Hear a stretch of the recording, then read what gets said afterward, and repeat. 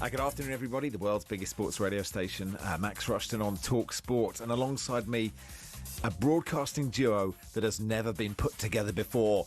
Who could it be? Find out after the sports headlines with Max Scott. talkSPORT Sports Update, powered by the Nissan Van Range. Score a winning hat-trick of performance, payload and price. Search Nissan Vans or head to your local Nissan Van Centre. Thank you, Max. Good afternoon. Neil Warnock's told talkSPORT if he were Kieran McKenna, he'd take the Celtic job. I don't think Ipswich are the force that they were, and I don't think they're guaranteed to go straight back up. No. He's been there a few years. We understand Celtic are considering McKenna, but Ipswich would fight to keep him. Robbie Keane, who's manager of Hungarian champions Ferencváros, is also on the shortlist. Now, football's lawmakers IFAB are looking at introducing a countdown for throw-ins and goal kicks in order to crack down on time wasting, and Martin Keown supports it. We've got to speed the game up. The restarts, there's so many of them now. There's got to be a time clock of some sort on this. But with so many deliveries, Jim, we've got to do something to speed the game up. This after it was revealed Brentford took 9 minutes 18 seconds to take just 10 throw-ins against Liverpool. IFAB are also considering changing the rules so VAR can intervene if a player is sent off after picking up an incorrect second yellow card. Vinicius Junior's apologised to Real Madrid fans and to his teammates and the club president for his reaction to being substituted in the 72nd minute of El Clasico. The Real Madrid forward was furious at Xabi Alonso's decision, who he doesn't mention in his apology. At the Women's Cricket World Cup, England are up against it against South Africa. Watching the semi-final for us is Sam Ellard. Yeah, from 50 over, South Africa 319 for 7. It was a very good target. And they're there mainly thanks to the captain, Laura Wolvaert, who played a quite sublime innings, making 169, leading from the front. 100 came off 115 balls. Then she smashed 69 from 28 balls. Only two other batters got to 40. So when we resume in about 20 minutes' time, England to reach the World Cup final need 320 runs. Brilliant stuff. Thank you, Sam. He'll be keeping us updated throughout the afternoon on England's run chase. And ahead of the Ashes, Pat Cummins has bowled for the first time after that back injury. Australia are hopeful their captain will be fit for the second test. Loads of Ashes build up on talkSPORT's cricket YouTube channel. talkSPORT News. It's understood the migrant sex offender who's been deported to Ethiopia was paid £500 to leave the UK. And the Prime Minister says the damage in Jamaica from Hurricane Melissa is truly shocking and the UK's ready to help. More from the news team at 5:30. talkSPORT weather with QuickFit. Today it's raining tyres in our centres, including top-notch brands like Pirelli. Visit your local centre or quickfit.com and book today. The north, sunshine and showers, some heavy with brisk winds. Further south, outbreaks of rain, clearing, leaving drier and brighter spells.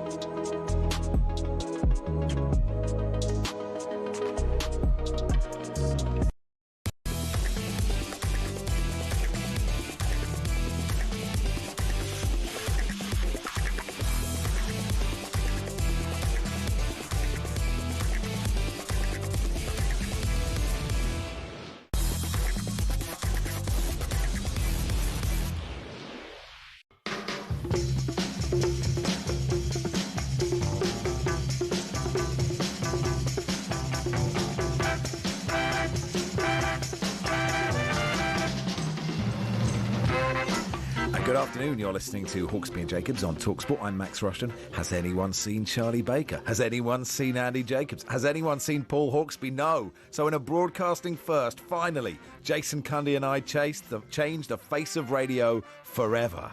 Max, at last, after all these years, I get to host a show on talkSPORT with my favourite former Soccer AM presenter who wrote this terrible stuff. Yeah. And together we're going to put, right, what was once wrong will be the nation together, Max, and we'll change the world for the better.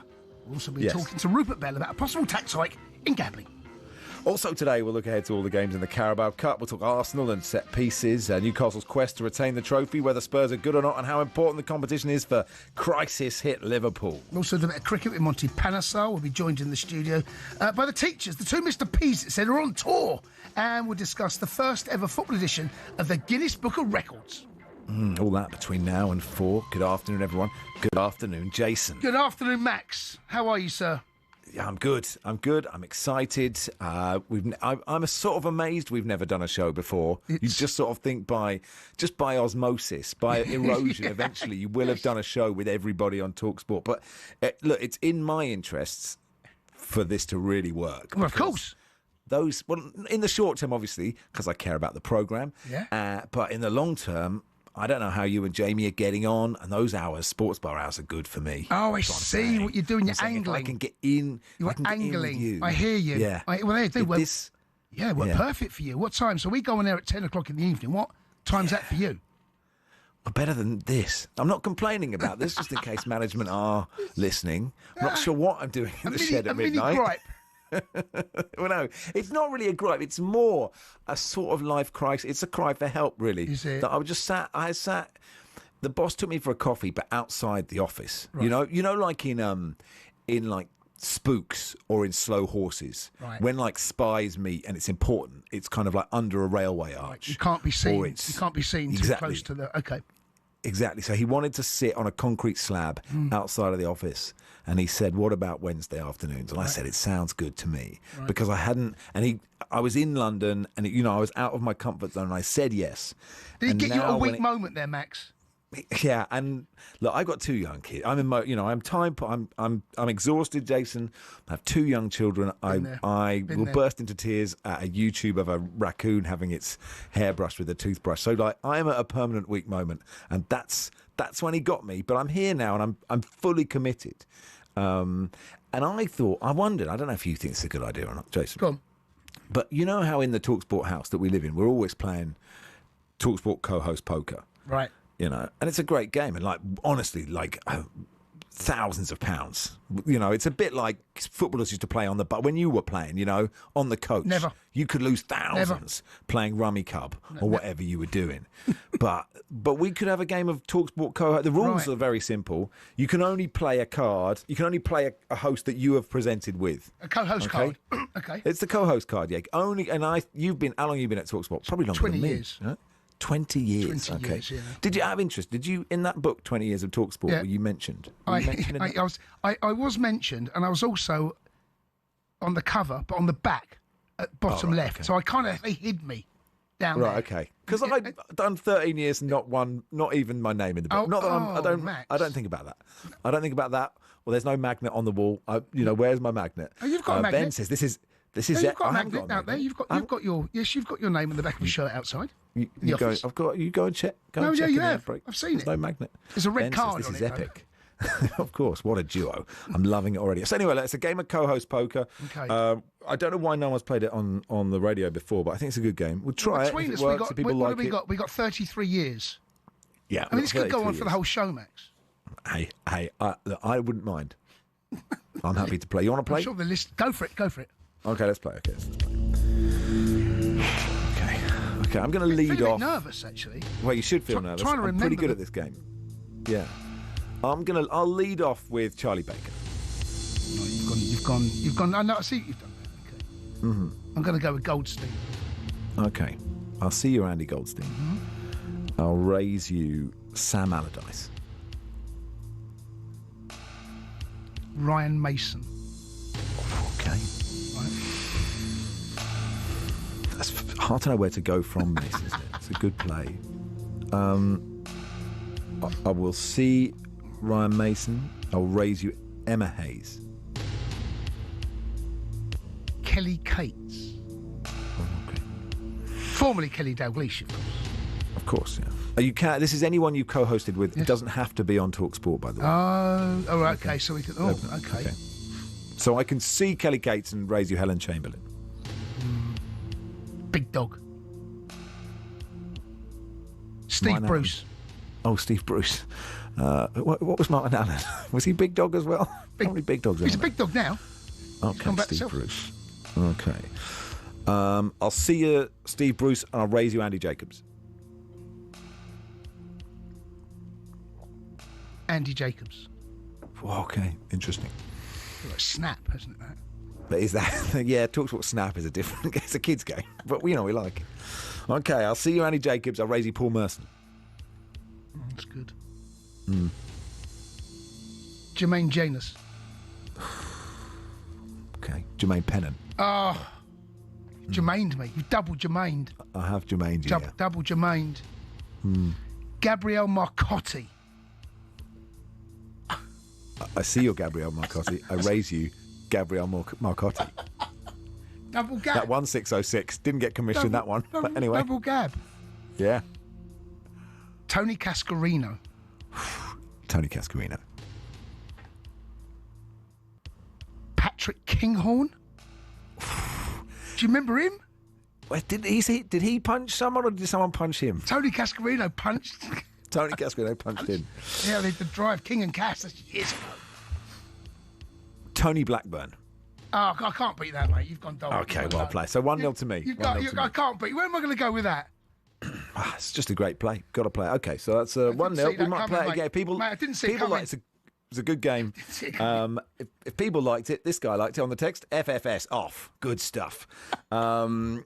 Did you, just before we break, because we're going to do what are we doing first? Bit of Celtic with Shaban. That 9 minutes that Brentford took to take 10 throw-ins, yep. I'm such a big fan of that. I know IFAB need to clamp down on it. I don't know if you think this is a desperate problem in football and so it took too much time. It's just part of the game. And I quite respect Brentford for taking 10 minutes to take 9 throw-ins. Well, right now, it's within the laws of the game, but the reason the back pass to the goalkeeper law was introduced, you can't pick it up, was to speed the game up. And now what we found, 30, whatever years it is, moving forward, now the outfield players are drying the ball. They're waiting for everyone to come up. They pick up a different ball because there's a multi-ball. They don't want that one. I want this ball. By the way, something else I've noticed, Max. Okay. Yeah. The amount of foul throws that are being taken. The back foot. Have a look now. Have a look. I noticed it a couple of times at the weekend. The back foot comes off the ground. They've got to start clamping down on the foul throw. Because that's the sort of thing. Are you saying like Coyote? Are you saying Coyote? Because that's the best one at the moment. Right. There was 2 at the weekend. And the goal that Chelsea conceded was a foul throw against Sunderland, right? Oh, okay. Right? The back foot comes off the ground. And also Anthony Gordon for Newcastle. They scored from it, I think, as well. Another foul throw. Just watch the back foot, guys. Yeah. At that level, 3-game ban, really, shouldn't it? Well, the referee, there's a linesman there, referee. Watch the back foot. Lewis from Arundel says, enjoying this players poker. To have to be honest, I have no idea what's going on here. That doesn't matter, Lewis. As long as you enjoyed it, that's fine. It is Max Rushden and Jason Cundy, brought to you with the good people of Tool Station. Pick up your wet weather essentials today. Next stop, Tool Station. Shabana Hearn, talkSPORT presenter, Celtic fan, will join us. They play Falkirk tonight in the Scottish Premiership, and it's a bit of a bin fire at the moment, so we'll chat to her about that.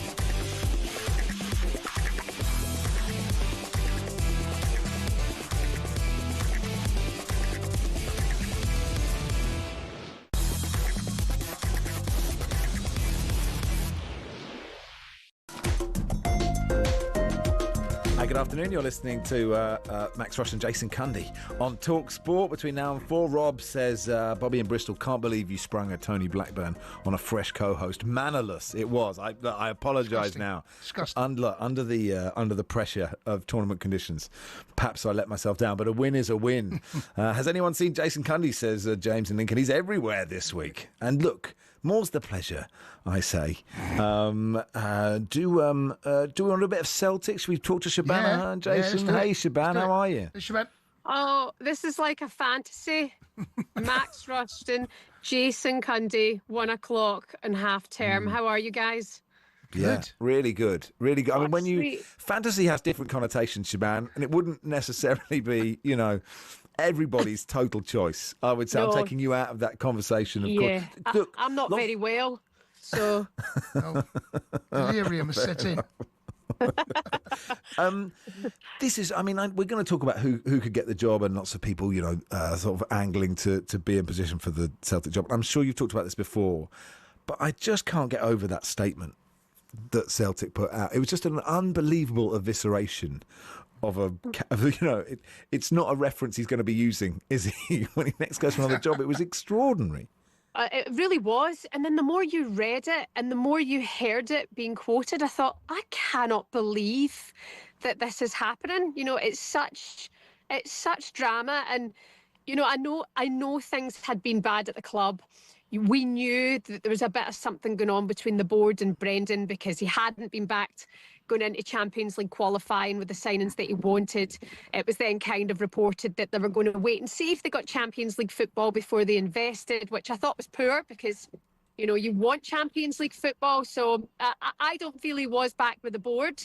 And also I do listen to the comments that he made, post-match and the defeats that we'd had about Honda Civics and stuff. And I thought, OK, it's not really helpful. But this is the position they were in. But Dermot Desmond came out with that statement and he absolutely hammered Brendan Rodgers. Considering the success that he's had at the club over 2 spells, I want to say I feel a bit sorry for Brendan in that situation. Shaban, are you surprised at how quickly it escalated? It's literally gone 0 to 100 in a very short... It felt like... I know there was trouble at the club, but you're absolutely right about what Desmond said. It was a character assassination, essentially. Yeah, no, absolutely. But it went from... did it shock you how quickly it escalated to that? Yeah, it did. I mean, I got into the car. I'd been working with Gabby Agbonlahor at a Villa night. And I get into the car, turned on Jamie and Dino on the sports bar. And I heard them talking. Brendan's walked and now the statements come out. And I was going, oh, my goodness. I was so shocked that I nearly called the sports bar. That's the part... Should have done, Shaban. That's where I was at. It's never that desperate, Never be afraid to phone a couple of Who can I talk to about this? So I was very shocked. And David Tanner came on, our Scotland correspondent, and he was saying that he was so surprised that Brendan had resigned. But in my head, I wasn't. I think we'd been preparing for something like this because you have one job when you're the Celtic manager, and that's beat Rangers. Beat Rangers, and Celtic have been winning titles, apart from the season Steven Gerrard was at Rangers, constantly winning titles. So now the fact that Rangers are so far behind, but Hearts went 8 points clear, I was not surprised at all. I think that when the Hearts result happened, I thought something's coming now, that there's going to be a bit of an explosion here. But Dermot Desmond, he launched the grenade, that's for sure. I like the bit in the statement where he said, look, Brendan Rodgers said all these things. So I went round to his house and I asked him all these things and he couldn't answer one of them in this sort of really awkward kind of headmaster, schoolboy sort of really, one of those painful conversations going, have you got evidence of this, sir? And Brendan going, I haven't got anything. So look, now it all moves so quickly, doesn't it? Martin O'Neill's amazing that he's there and friend of talkSPORT, of course, but quite interesting that, you've got Hearts at the top of the league who are so data-driven now, and Martin O'Neill, who doesn't believe in XGs, just wandered in going, okay, it's 2025, let's see what happens. What do you, before we go on to who you think could get the job, what do you think of him as an interim? It's not a bad interim appointment, is it? No, it's a great interim appointment. Martin is such a legend. He's such a Celtic legend. And just last week, I was with a bunch of Celtic legends who went on that run. in Seville, and they all have nothing but positive things to say about Martin O'Neill. You wouldn't cross him, but he's got that calm approach. But also, when it's like when Rangers brought in Barry Ferguson as interim manager, you bring back a club legend who just gets it. They get it. They get the role at hand. They know what they've to do. He's got to get a result tonight, and I think it's a good place to start tonight against Falkirk. I think they'll bounce back. To be honest, Celtic, I still, guys, I don't know if it's delusion or just being optimistic, but I still think Celtic will win the league. And I think huge credit to Hearts. What they're doing is, and they're playing good football, is brilliant. But I just think Celtic have a number of injuries just now. When they come back, maybe there'll be a new appointment. Maybe it'll be Martin till the end of the season. You don't know. But I think we've still got enough to get over the line. New manager bounce, that's what you're looking for. But there are a couple of runners and riders. Ange Postecoglou, of course, that naturally fits. Craig Bellamy, Kieran McKenna, and also Robbie Keane was mentioned. Any of those tickle your fancy? But for me, Jason, it's Ange, to be honest. I mean, I don't know what it is, why I still have this love affair with Ange Postecoglou, that I still think, I really wanted it for him to work out at Spurs. Forest, I did not think was the right appointment for him. But there was rumours last year that Brendan might not have been staying after the summer. And I kept thinking, maybe Ange will win the trophy at Spurs and he'll come back to Celtic. And I think that actually could have worked out quite nicely. But you've got to look at the recruitment of Ange Postecoglou at Celtic, the players that he brought to the club, and it was pure Ange ball. It was unbelievable. The football that he played at Celtic, it worked really well there. Even, we've got such an attacking side, yet they've just, they're toothless at the minute. I think him coming back, all-out attack football.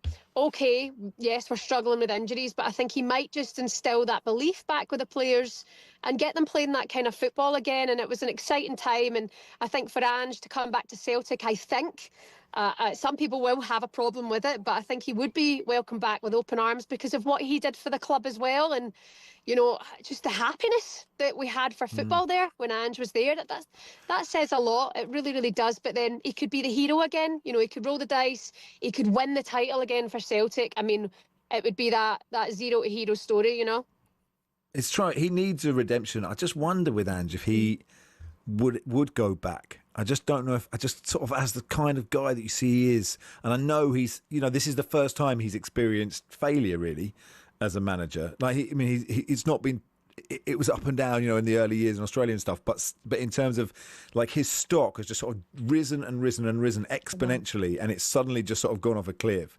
I know. But I don't know if he'd want to go back. I mean, it seems, you're right, it ticks all the boxes, but whether he'd want it is really interesting, I think.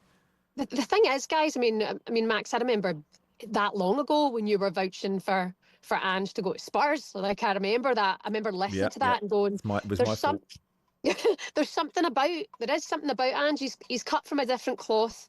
We haven't really seen somebody like him.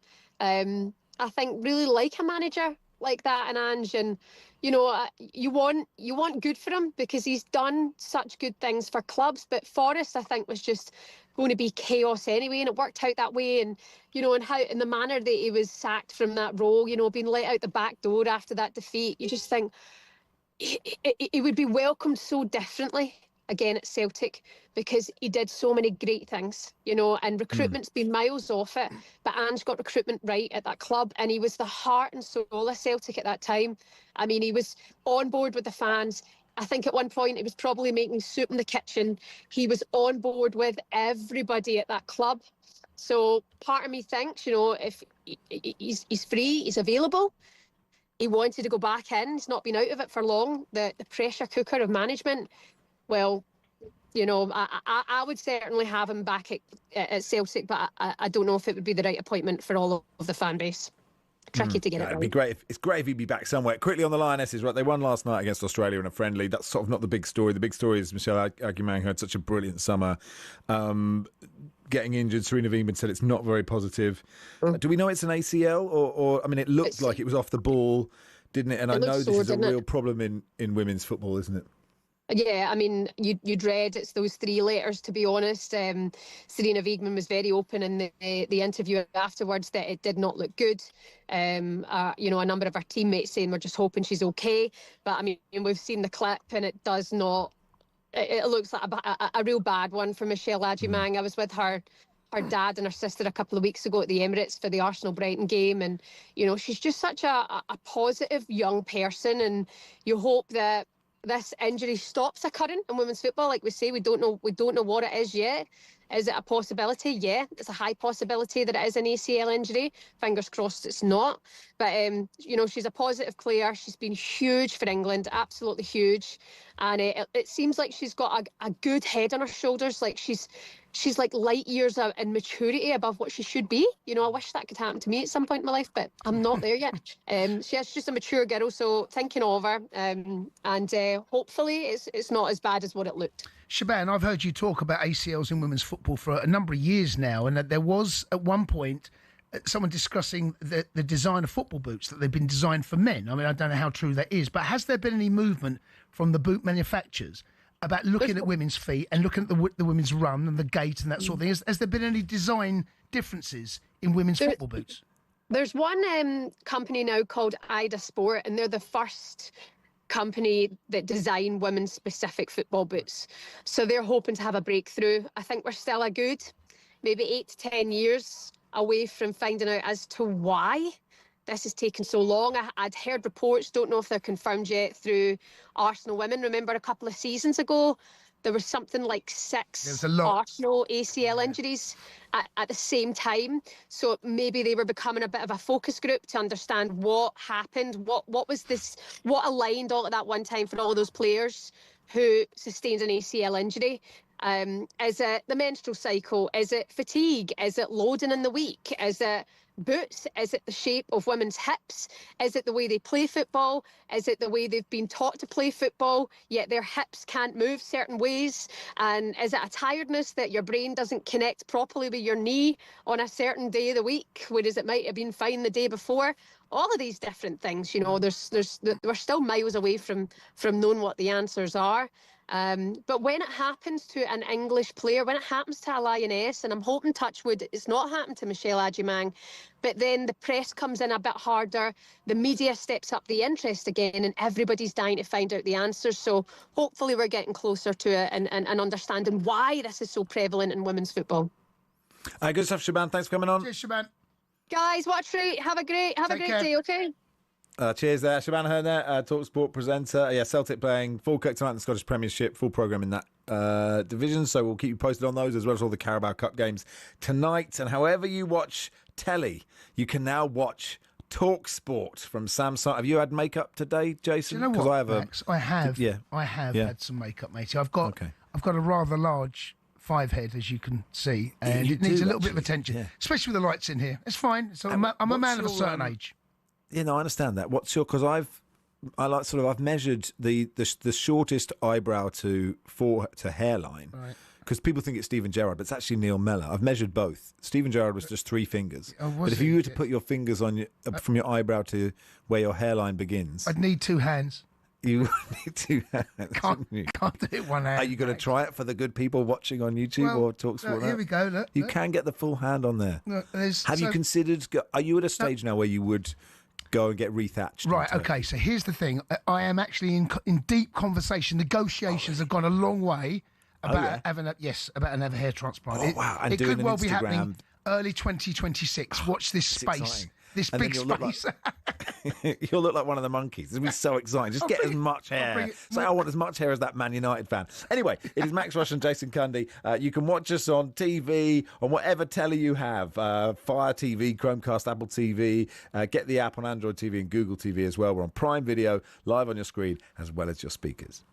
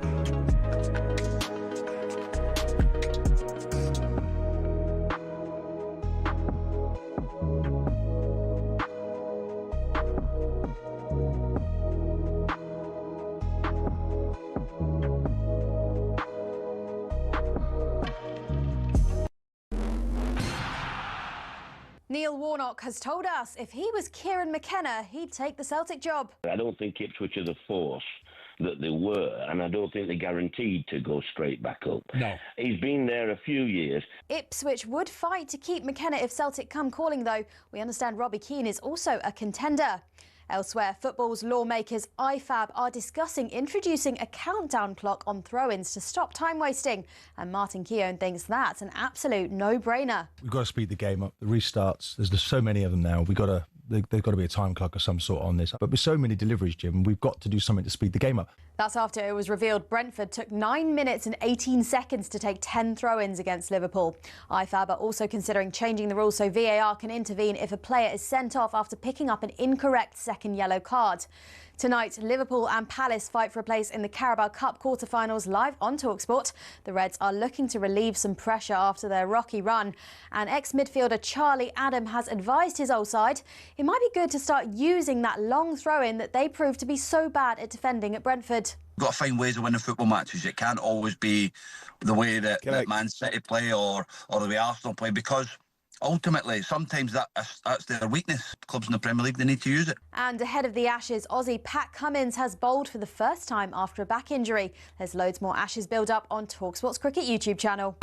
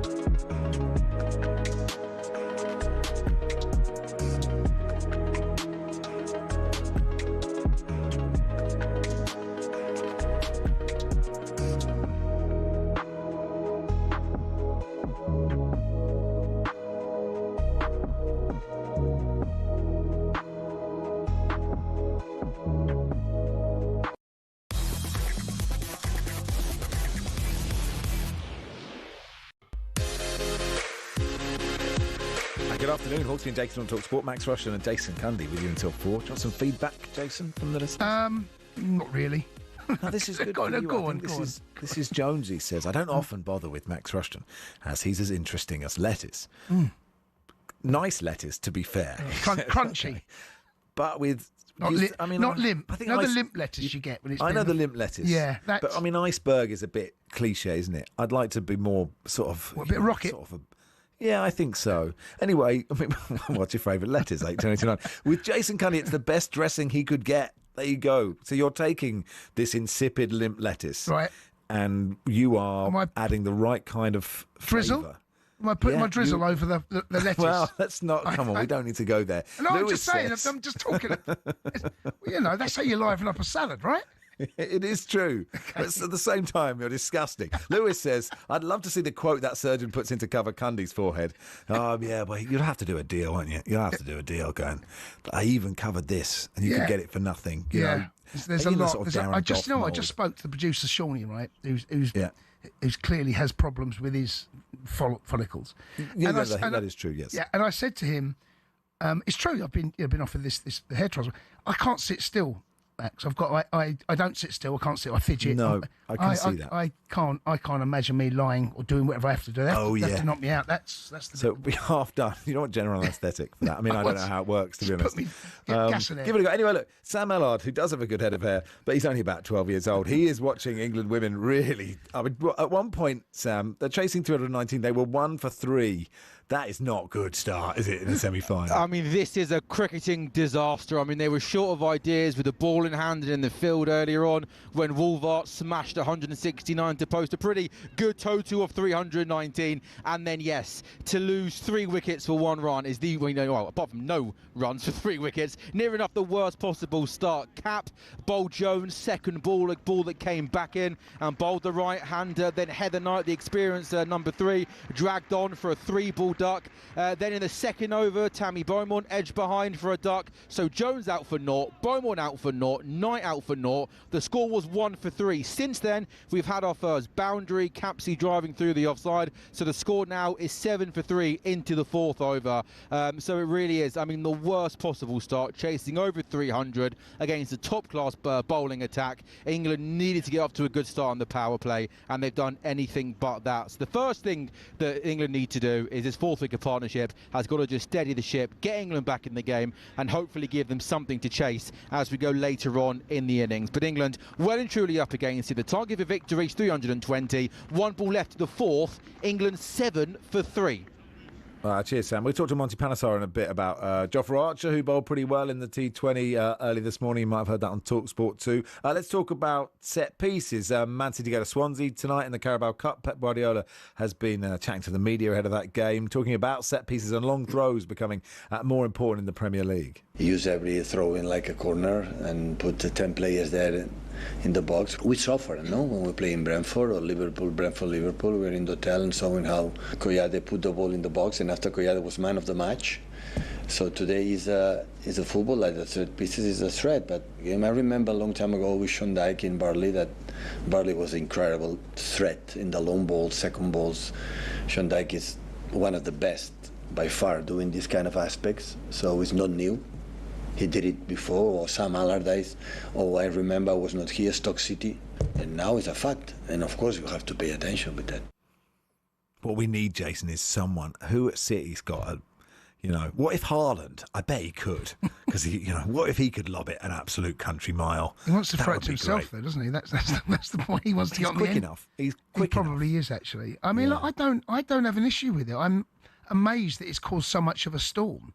The problem is it slows the game down, right? And was it over 9 minutes that take 10 throw-ins when Brentford played Man United, Liverpool the other day? Yeah, that can't happen. That's insane. Drying the ball, waiting for players to come up. But I don't have a problem with it. Anyone that thinks that set pieces aren't a huge part of football is a buffoon. Always will. But I played against Wimbledon, Max, right? I remember when they won the FA Cup with a set piece, right? YZ to Sanchez, goal. That's how they won. Wimbledon were famed for that sort of play. And look where it got them. And my argument would be, deal with it as a defensive unit, deal with it. Some team, my club, Chelsea, we conceded one against Brentford and we conceded one against the weekend against Sunderland. Two good throw-ins. Don't deal with it and you concede. Whose fault's that? It is interesting but it is interesting. The fashion of it is interesting. I agree. Like, set pieces have always been important. Of course they have. But the idea that, long throws, there was a kind of... Big teams didn't do long throws, and still, City aren't doing it yet. I don't know if Liverpool are lobbing it in. Arsenal do sometimes, don't they? But what I find so interesting is how it all filters down to grassroots. So like every young team are trying to play out, which is fine. It's good. Young kids doing it. My over 40s vets are trying to do it. I'm like, guys, we can't string three passes. Hold on. Sorry. Yeah. They're trying to play it from the back, the vets, aren't they? And we're playing all age. We're playing against 20-year-olds. I'm like, guys, if someone needs a rest, just get it launched.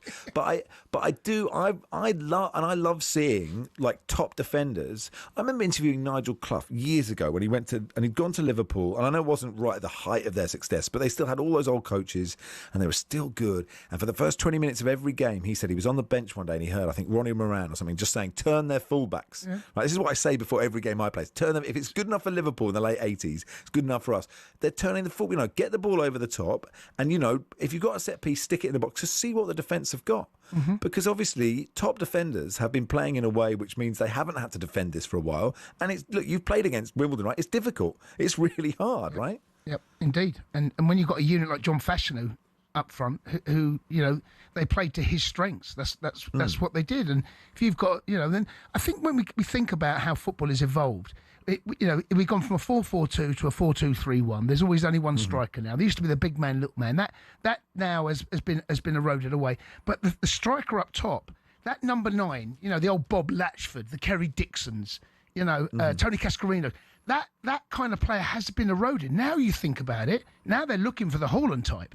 Now they're thinking, can we get the ball? And isn't it amazing that Donnarumma at Manchester City, he's not great with the ball at his feet. I don't remember him getting done yet or getting caught, because Pep's now happy to go a little bit longer, and the game evolve with the game, otherwise you get left behind. Yeah. The interesting thing from an Arsenal perspective, I know it's Pep talking about that, but Arsenal and set pieces. And I don't know if this is true because social media has just changed the way we view the game completely. But there is a feeling amongst some Arsenal fans, and it's probably not the ones that go to the game, they probably don't care, they're winning, who feel that people like us are talking about set pieces in a sort of negative way, and we didn't before when it was another club. And I don't know if that is just paranoia or if there is a kind of, I think we are annoyed. I'm annoyed that Arsenal are good because I want a title race where no one's good. And I was annoyed that Liverpool were good last year, and that's the frustration. But if Arsenal win that way, good for them, I think. Yeah, no, it doesn't matter how you win it. It's about winning. Football is always about winning. We want to be entertained, right? And I've got Arsenal fans, friends of mine, that they do genuinely feel this is not a great brand of football. And I'm like, well, who cares? Who cares? There's a football snobbery about the way the game should be played. There is no right or wrong way to play football. There is absolutely. It's what you prefer. It's trying to get the best results. Arsenal are head and shoulders above everyone right now, defensively and as an attacking force. Could they be a bit more easy on the eye? Yes, they could be. Who cares? Defensively, they are a unit. They're a beast of a unit. 3 goals conceded, Max, by the way, all season. It's ridiculous. That is insane. That is unbelievable. And they know 1 goal can win them a game. And I think they're going to go and win the title. I think they'll win it quite comfortably, personally. Yeah, I think they probably will. I will say, as a Cambridge fan, football isn't always about winning, because if it was, most fans wouldn't bother with it. Anyway, the NBA is underway. Someone else, the opposition going to win, right?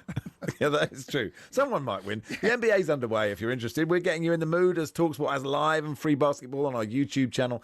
You can watch the London Lions in action from the Copper Box Arena tonight at 7:30 as they look to make it 3 Euro Cup wins on the bounce. Live free basketball tonight, 7:30 on the talkSPORT YouTube channel.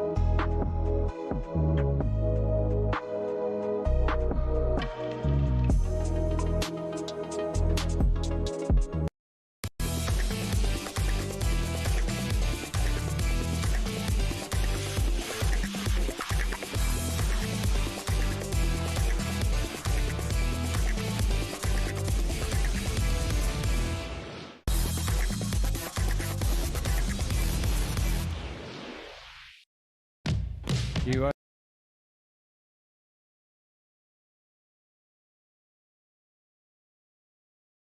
catch. Just dozy batting. It really is. Last ball of the over. Oh, there's a big shout for leg before wicket. Well, England in disarray here. Archer in once more. And LBW absolutely plumb. Lovely straight hit by Mitchell, launching it high and into the sight screen. Ruben, glorious, gorgeous shot from Rushden Ravindra. Oh, what a shot from Mitchell Santner. He's just toying with England now. Daryl Mitchell is going to win the game for New Zealand. New Zealand win the game by 5 wickets, and in doing so, take the series 2-0 with 1 to play. That's how I stand on talkSPORT 2 this morning. 5-wicket defeat for England against New Zealand in the second one-day international in Hamilton. But Jofra Archer did bowl well and got 3 wickets, which is exciting ahead of the Ashes. Let's talk to our former England spin bowler, Monty Panesar. Hey, Monty, you good? Monty. Hi, Max. Hi, Jason. Thank you for having me on your show. Yeah, I'm obviously, really good at the moment, being on your show. Love to be. Thank you for having me. Total pleasure. Look, the defeat is disappointing, of course, but with so many eyes on the Ashes, the fact that Jofra Archer bowled 10 overs, got 3 wickets, is such a massive positive, isn't it? Absolutely, that's a huge positive to have. Jofra Archer bowling really well, and what we saw, with he took 3 wickets for 23 runs. It just felt that they were like just playing him out, really, and what the back of a length deliveries that he gets that bit more, to jump on that back of a length, that's the kind of length, we hope that, he's able to do that in Australia as well. So it's a massive positive news for England, because I think he's going to play a huge role, especially in that first test match at Perth, in the new stadium, 61,000 sort of new seater stadium, where the first test match will be. Normally it's at Brisbane, and we know what happens at Brisbane. England always lose. So, I think they've got a really good chance. And it's a huge positive news that Jofra Archer's bowling really well. And I hope he continues to bowl like this in the final one day as well. How many tests do you think he could play? Or is it a case of England just managing that bowling attack? Yeah, well, I think you want him to play at the venues where there's a bit more pace and bounce in the wicket. So I think at Perth he'll definitely play. Then there's a bit more of a break between the first and the second Test match, and also the one at Brisbane is that it's a day-nighter. So being a day-night Test match, at Brisbane, where we know the ball there's a bit more pace in the wicket as well. So maybe Jofra could play them first 2 Test matches. And then the Adelaide one is more of a spinner's deck, a bit more slower. That's maybe where you think you give him a break. So looking at it overall, but hopefully by that time, England will be either 1 or 2-0 up, and then he can say, right, we can afford to give Jofra Archer a break, and maybe, either the Melbourne or the Sydney Test match, you get him to play. But definitely Perth and Brisbane, I think they're the 2 Test matches, and his fitness has to be absolutely, spot on. We don't want him to break down at all. I think he will play a huge role. He's a massive X-factor player like we've seen. So, yeah, it's a massive plus that he's bowling really well and just, peaking at the right time. Monty, should the batting in these games that we've seen be a bit of a concern, or is it something that, 2 very different types of cricket, right? But is that something that we should be looking at in a way that we feel we have to improve? Well, I think what it is that, all the away ODI games they've lost, haven't they? So, they've lost, 8 in a row. So it doesn't surprise us that, when England go and play away from English conditions, that they do struggle. And one way of them, getting out of a hole is to actually just be ultra positive. And, for a year they've been going on with this sort of new strategy, and maybe they need to just reassess it.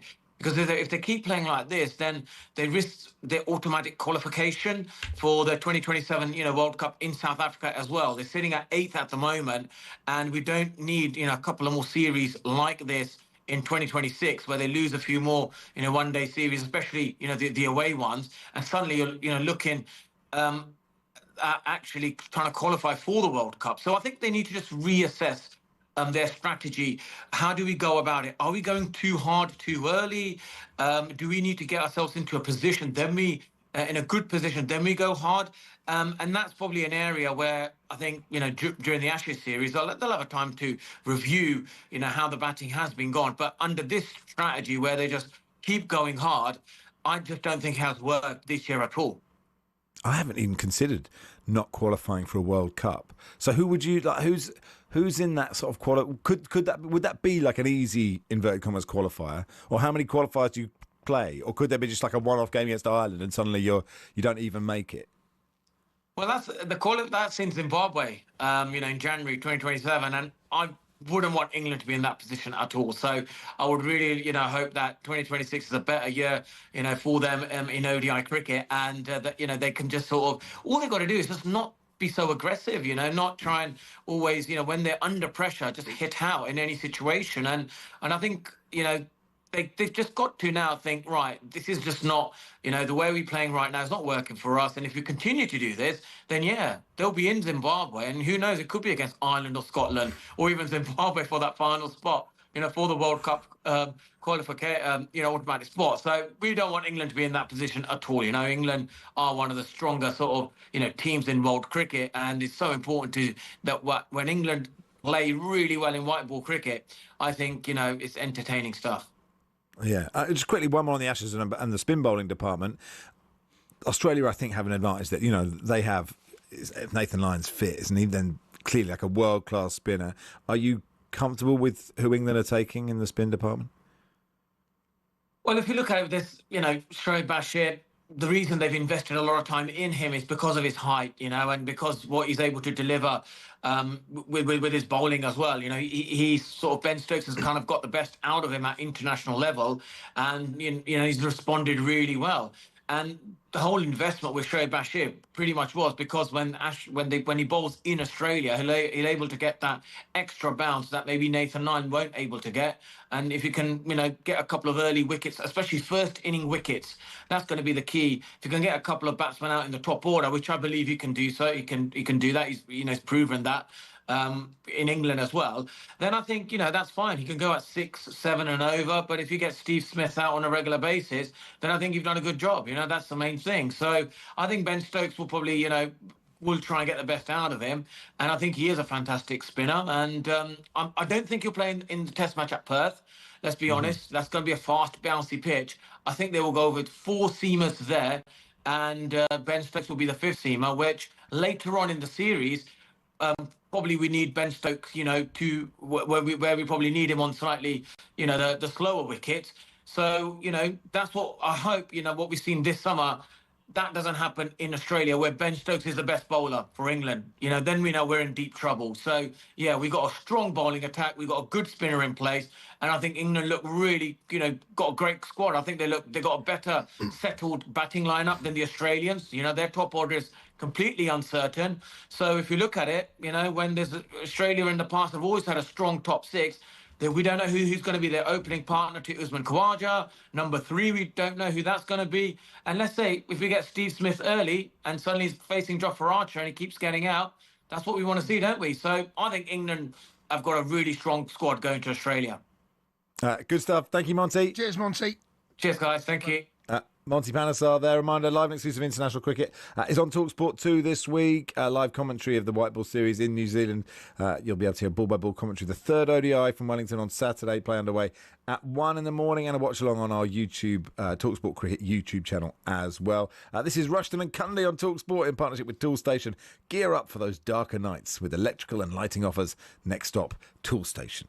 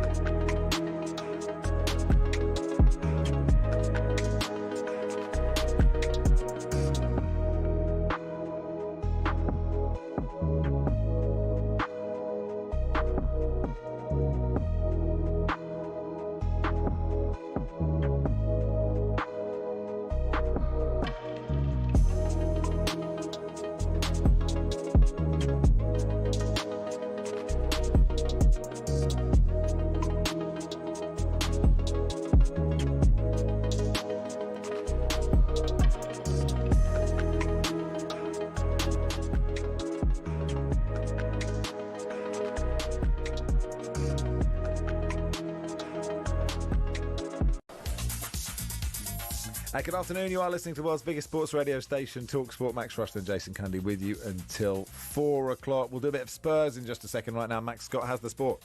talkSPORT Sports Update, powered by the Nissan Van Range. Helping business owners to work better and live better. Search Nissan Vans or head to your local Nissan Van Centre. Cheers, Max. Good afternoon. Neil Warnock's told us if he was Kieran McKenna, he'd take the Celtic job. I remember when I was at Notts County, I took them 2 divisions up to the top flight. Notts County, in the top flight. I got offered the Chelsea job, and I stayed loyal to Notts County. And 6 months later, I got the sack. Ipswich would fight to keep McKenna if Celtic came calling. Meanwhile, we understand Robbie Keane's also a contender. More on that at talksport.com. West Ham have suffered a double injury blow. Centre-back Konstantinos Mavropanos is out for up to 6 weeks with a hamstring tear, while young defender Ollie Scholes needs shoulder surgery. Now, football's lawmakers are looking at whether to introduce countdowns for throw-ins and corners as part of a crackdown on time wasting. Martin Keown wants to see it happen, especially considering how important set pieces have become. It's how the game has evolved. So what we have now, we have a low block. So what teams are now trying to do when they can't find a way through, these make these set pieces count. The difference is it used to be the Stokes and the Boltons, and now it's not. It's the Man Cities, it's the Arsenals, it's the top teams, because it's another string to their bow. And England's women are looking to chase down South Africa's mammoth total in the semi-final of the Cricket World Cup, but it's not quite going to plan, Sam Ellard. No, they got off to the worst possible start. England's top 3 all going for a duck. Cap got Jones and Knight in the first over, then Beaumont edged behind. The score after 7 balls was 1 for 3, but since then England have somewhat steadied the ship. The 4th-wicket partnership is worth 33 runs. The captain Siva Brunt's got 17, Capsey's got 15, but England have got to do a lot right here to get close to that target of 320. Power play's done, 10 overs completed. England 34 for 3. talkSPORT News. A migrant sex offender mistakenly released from prison was given a £500 payment after threatening to disrupt his deportation from the UK. And the Prime Minister says the UK is ready to help Jamaica after Hurricane Melissa battered the island. More from the news team at past. talkSPORT weather with QuickFit. With a huge range of premium brands available, we've got what you need to drive away happy every time. Visit your local centre or quickfit.com and book today. Sunshine and showers in the north, some of those heavy with brisk winds. Further south, outbreaks of rain clearing leave a drier and brighter spells.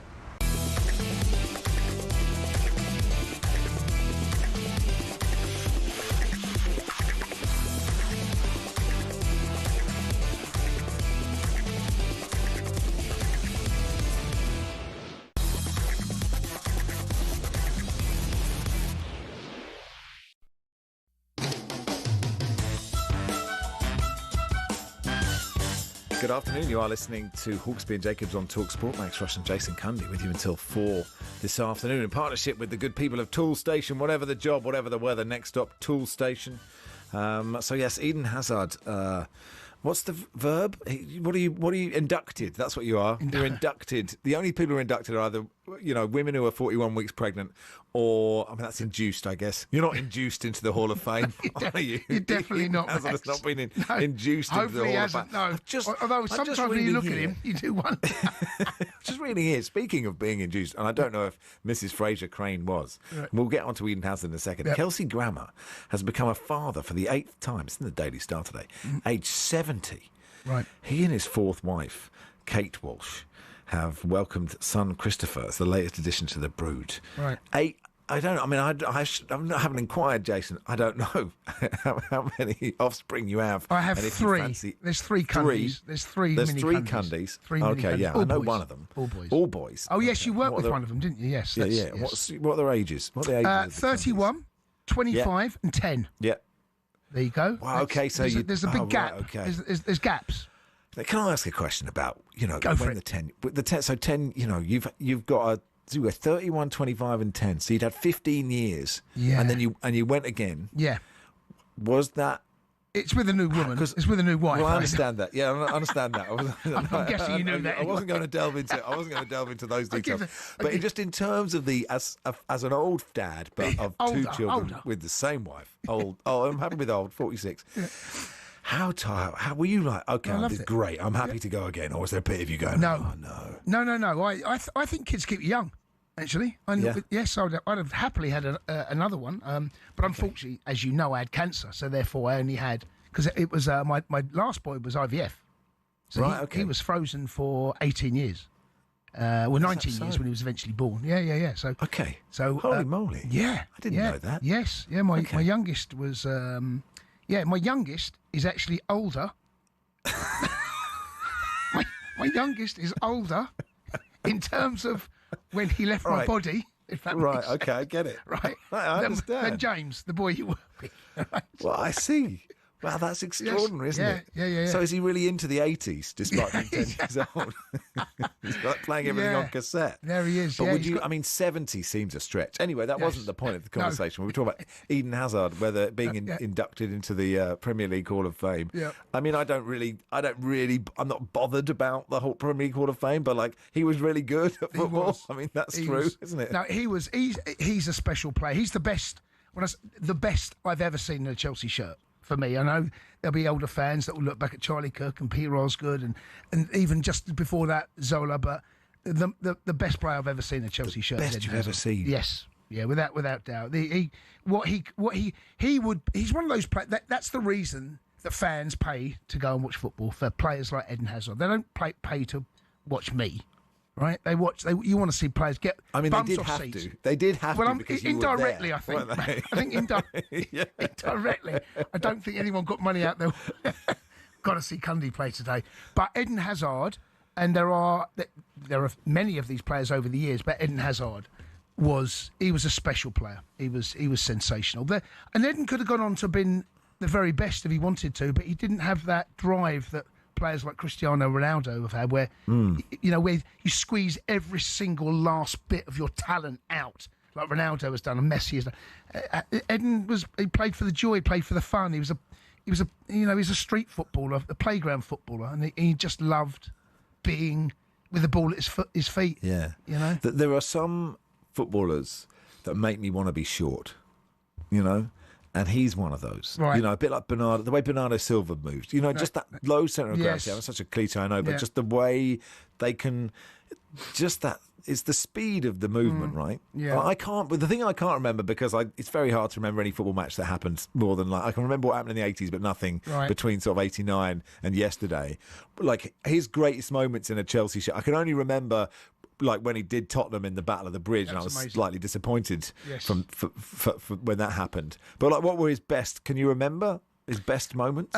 When we won the title in 15, I think it was. He was just sensational. It was literally, we were Hazard FC.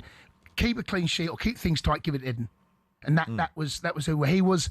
He dragged us at times. There were certain games where he picked, I think it was Wolves at home. I think we drew 1-1. Going for the title, and it's like a late equaliser or a winner, I seem to remember.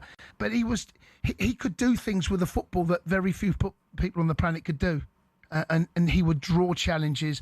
He would suck you in, and you'd think you've won the ball, and it was just a delight to watch, just an absolute delight to watch. And better than Zola's such a cool, though, isn't it? Maybe just because Zola, I was younger when Zola was playing for Chelsea, and like what joy Zola is, and that volley he scored against Norwich through his legs. Yes, yeah, that's tough. But very few players can do that, and then you get those little moments. But and the thing about Eden as well, I interviewed him many times. The way you see him play, it was the way he was as a person. He's fun. He doesn't take himself too seriously. He loves the game, and he just wanted to entertain, and that was who he was as a person. Very funny, very amiable, would chat, would spend time with you, happily as well, with a smile on his face.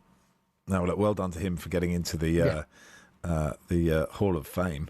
Max and Jason says, Ben, my two favourite people at talkSPORT. What a treat. I'll listen back to the hour I missed later. I mean, don't put yourself out, Ben. It wasn't a bad hour. I think we did a pretty solid job. It was okay, got through it. Yeah, no, that's the way we view a show, isn't it? And, you're playing Wolves in the Carabao Cup tonight? Yes, we are. How do you feel about that? I mean, you sort of a bounce back against Sunderland. Listen, it's a trophy. It's not easy to win a trophy, and Chelsea should absolutely be going to win this. But the defeat of the weekend, I can't dress it up any other way. It was a bad defeat. That to go 1-0 up in the Premier League against a side that had been promoted at home and lose it was a bad defeat. Sunderland actually were very, very good, and over the 90 minutes, I can't really argue with it because they were better than us on the day. But that puts more pressure, Max, now, because we've got Spurs on Saturday evening. Yeah, but that is a guaranteed win, isn't it? Well, like every Tottenham fan knows it. We all know it. We all know it. You just go, oh, not again. I know. Either you deserve it or you won't. You'll win. It's annoying. Yeah, we do have that little bit of a voodoo over them. Over the years, we tend to get the better of them. But, new manager. And Thomas Frank's record against Chelsea at Brentford was excellent. Okay. Really, really good. So I'm a little bit concerned about that. But the game tonight, Max, there's more importance on it because of how disappointing Saturday was. Mm-hmm. And now, you won game from the quarterfinals. And if we don't win tonight, it will be a bad result. But if we don't win on Saturday, that will be back-to-back Premier League defeats. That will be tough, and especially because it's them. Yeah, of course. Now, the latest video is out now on the brand new talkSPORT Golf YouTube channel. This time, Jamie O'Hara goes head-to-head with his former teammate David Bentley in a skins match. Here's a clip. Aye, David Bentley. Get in there!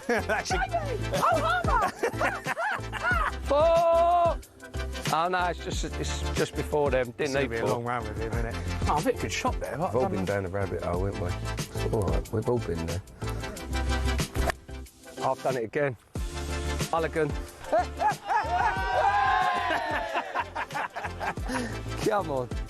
David Bentley's come to play. Mate, look at the finish. Go to the talkSPORT Golf channel now to watch that in full. Make sure you hit like and subscribe. Rushden and Cundy on talkSPORT in partnership with Toolstation. Whatever the job, whatever the weather. Next stop, Toolstation. Two teachers, the two Mr. P's. You might have seen their clips on Instagram. You might have listened to their podcast. They're doing a tour. Let that be a lesson. Big Man United fans as well. And they'll be in the studio in just a second.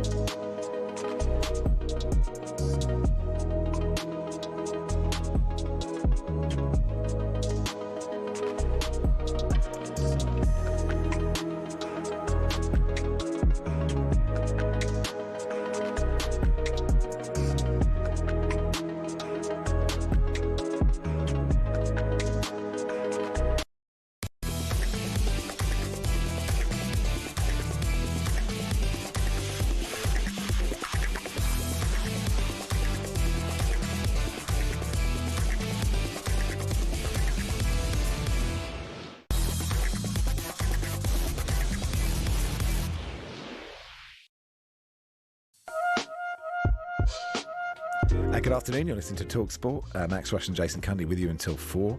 And you might have seen a clip on Instagram or social, whichever social media that you're doom scrolling on, of two northern men sort of laughing about being primary school teachers. And they have a podcast called The Two Mr. P's. It's incredibly successful. They've got a tour, Let That Be a Lesson, playing the Hackney Empire amongst others. And they join us in the studio now, Lee and Adam Parkinson. Welcome, chaps. How are you? Hey, boys. Yeah, we're good, thank you. Yeah, not bad. Yeah, a little bit tired, but we're glad to be here. Yeah, it's great to have you in. It's funny when it says on the, it says celebrity teachers, which feels like such a 2025 thing, doesn't it? Like the thought, like when I was at school, that there would be celebrity teachers. Do you find that Lee, do you find that a weird way to be introduced? Yeah, no, I don't like being known as a celebrity. A teacher first and foremost. It's all a bit weird, like the whole rise of the podcast and the the tour now has been absolutely incredible. But yeah, sometimes people come up to us asking for selfies, saying that we're celebrities, and I'm a bit like, nah. You can ask my children in class; they'll tell you he's not a celebrity. This guy. How did it all start then, Adam?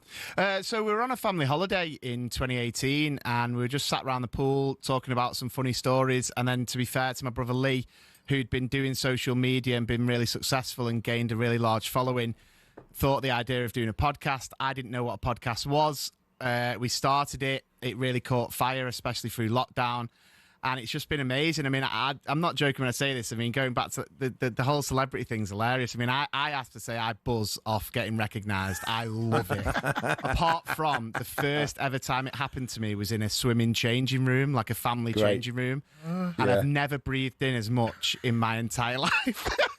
My favourite time getting recognised was on a stag do in Ibiza, and a group of female teachers. So the lads on the stag do were absolutely loving life. Yeah. Oh, that's great. That was a good one. I had one just in the showers after football. I was playing Saturday football, and some bloke in the showers played another match, went, "You look like that bloke off Soccer AM. I hate him." And I went, "Yeah, me too. Yeah, I do. I get that all the time. I hate it." Selfies in the shower room, though. That's. Yeah. Listen, it was the first time I was up for it. Could have been anywhere. Could have been on the toilet. I'm not sure that's the way. So tell us a little bit, what is this about? Give us a flavour of what the show? Yeah, the podcast. So, I mean, there's loads of education podcasts out there. Ours is different in that it's just supposed to be a light-hearted look at life in the classroom. So we get sent loads of stories from teachers, and we share them alongside our own experiences. And the show's just sort of an extension of that.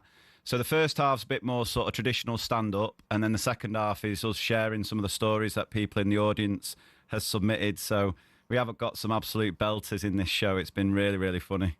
Yeah, Adam, my wife is a primary school teacher, and I guess unless you are close to someone who is, you have no concept of how hard that job is, right? Oh, yeah. And you think, you finished at I'd be always like, you finished at 3, we'll just go out at 3:30. She's like, no, I'm not finishing at 3, and I'm absolutely exhausted because I've just had to chase 30 kids all day. How tiring it is, but also it is such a rich seam of hilarity, isn't it? Yeah, I mean, it's we always talk about it. It's one of the best jobs in the world. Obviously, there is a massive retention crisis at the minute. The stress of the job. How much the workload's a massive issue. And my brother talks about, working smarter, not harder, and he's trying his best to really work on that. And yeah, we try and just share the hilarity to make sure that people don't feel alone in the job. And we've had so many teachers get in touch with us to say it's their own personal staff room. They find the banter that we have, and it makes them feel less alone. I have to share this one with you because it really does make me laugh. Because we have to deal with parents. That's the most difficult thing, is sometimes, most parents are absolutely fantastic, but some parents will find anything to moan about. And a teacher had on the back of her door, dates of births for the kids so that she remembers the birthdays, so she can give birthday cards out to the children. So it'd say Amy, 14/1, 14th of January. So she knew what dates their birthday was. The parent was in for parents' evening, saw this list and made a formal complaint saying that the teacher was gambling on the children. So Amy at 14/1, putting a £5 each way. Which one's going to be able to learn how to tie their shoelaces? Did the complaint sort of explain? Did they guess what they were gambling on? I mean, that's obviously you see it as the odds, but what is it? Scores and a spelling test. Yeah. I think it was anything goes. But I mean, who gets the top marks in the Times? Yeah, and it's unbelievable, honestly. I mean, we've got. We've looked through the website and the socials, and we've got some of the best stories for this tour. And honestly, the Let That Be a Lesson tour, we've done 6 dates so far, and it's been absolutely incredible. The response has been, it's blown our minds, but we've only scratched the surface because we've got a bank, I think, of 6,000 stories that have been sent in. Wow. So it's very, very funny, very, very relatable. And nostalgic as well, because obviously everyone went to school. Everyone's got memories of school. And we're absolutely buzzing about it. Listen, you boys are on tour. And just in the break, you guys were in Exeter last night. Yeah. You were in Reading the day before. You were in London tonight. Then you somehow won, because it's half term, right? So you're not getting a rest. No, There's no inset day here happening. Absolutely not. So... How's the tour going, and how many people are you playing in front of? Because you've got more dates coming up in November. So we've got. There's no half term there, right?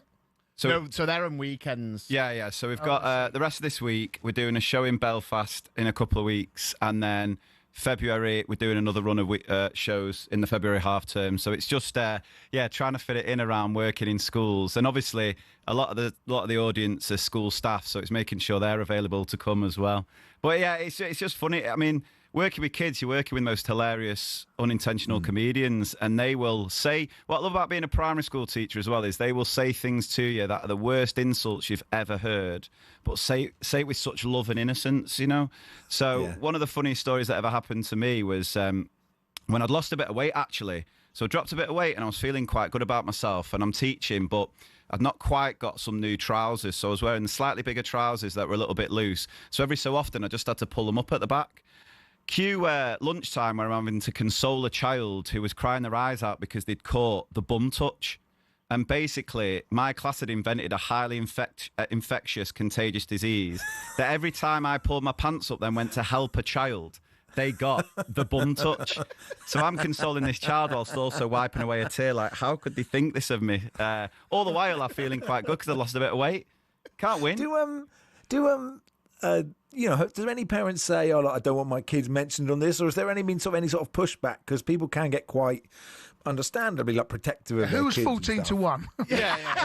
Well, we're very aware, obviously, at the schools we work at, we don't ever talk about children individually or use names or anything like that. And quite a lot of the stuff we share, like we said, is anonymous from teachers, and it's just great. I mean, just another absolute classic is they were teaching the Lord's Prayer to the reception class, and they were listening very carefully, and it was Our Father who art in heaven, and half the children were saying Our Father and Uncle Kevin. Yeah, Uncle Kevin doesn't get the credit he deserves. Exactly, for that prayer, does he? That's so funny. Listen, you're both Man United fans. I mean, you've got yes, we are. Yeah, I'm guessing as brothers, you would be. I mean, if this interview had been done 3 weeks ago, I'm guessing your reaction to this question would be very different. Happy with the way the season's going? We are now. Yeah. We are now. Yeah, it was a little bit touch and go, but I mean, I've always been Amorim in. Honestly, do you know what? It's amazing. The Man United fans that phone up that wanted him out. I can't find one now. No, phone up. I've always been hammering him in. Honestly, give it 3 weeks and You've got to give him time. You've got to give him time, and I feel like what you're seeing now, and I've got a few family members who work quite closely with United, and just the sort of feeling around the squad and the signings he's made, Cunha and Mbumo, amazing footballers, but fantastic teammates, I feel, and they're just getting the best out of the other lads in the squad. So, I mean, it's still a long way to go. I'm getting very giddy because it's been so long since we've been able to say we're doing all right. But yeah, I'm enjoying it at the minute. And it was absolutely brilliant the other day. So we went to Northampton to do a show. We got there quite early, so we ended up going to a local bar and watched, obviously, United Brighton. And Brighton being a bit of a bogey team, we obviously got off to a flyer. So we sat and watched the rest of it in the green room waiting for the show. We'd obviously already heard the news that Chelsea lost to Sunderland.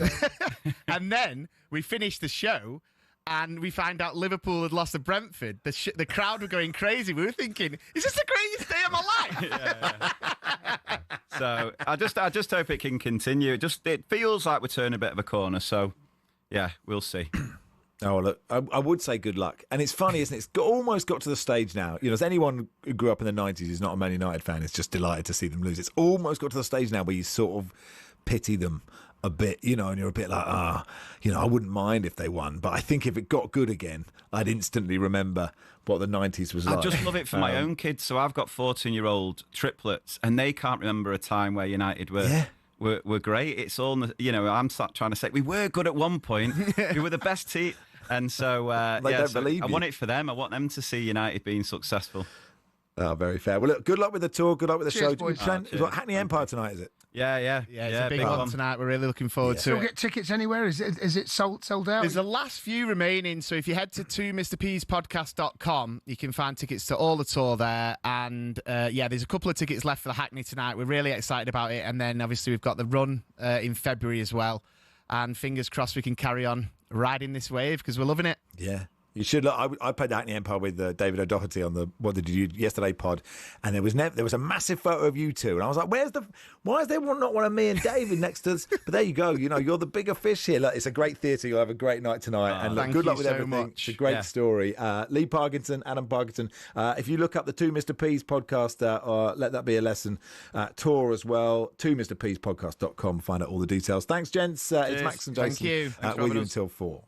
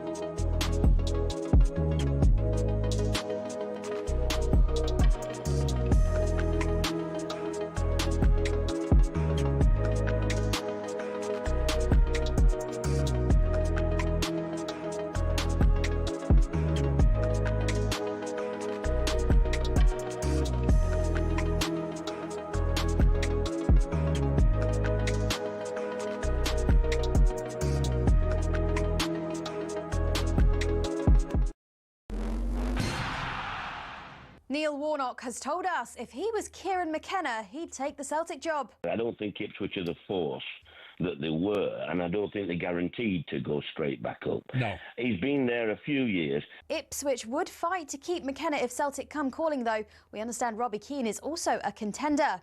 Elsewhere, football's lawmakers IFAB are discussing introducing a countdown clock on throw-ins to stop time wasting. And Martin Keown thinks that's an absolute no-brainer. We've got to speed the game up. The restarts, there's so many of them now. There's got to be a time clock of some sort on this. But with so many deliveries, Jim, we've got to do something to speed the game up. That's after it was revealed Brentford took 9 minutes and 18 seconds to take 10 throw-ins against Liverpool. IFAB are also considering changing the rules so VAR can intervene if a player is sent off after picking up an incorrect second yellow card. Tonight, Liverpool and Palace fight for a place in the Carabao Cup quarter-finals live on talkSPORT. The Reds are looking to relieve some pressure after their rocky run. And ex-midfielder Charlie Adam has advised his old side it might be good to start using that long throw-in that they proved to be so bad at defending at Brentford. You've got to find ways of winning football matches. It can't always be the way that Man City play or the way Arsenal play, because ultimately, sometimes that's their weakness. Clubs in the Premier League, they need to use it. And ahead of the Ashes, Aussie Pat Cummins has bowled for the first time after a back injury. There's loads more Ashes build-up on talkSPORT's cricket YouTube channel.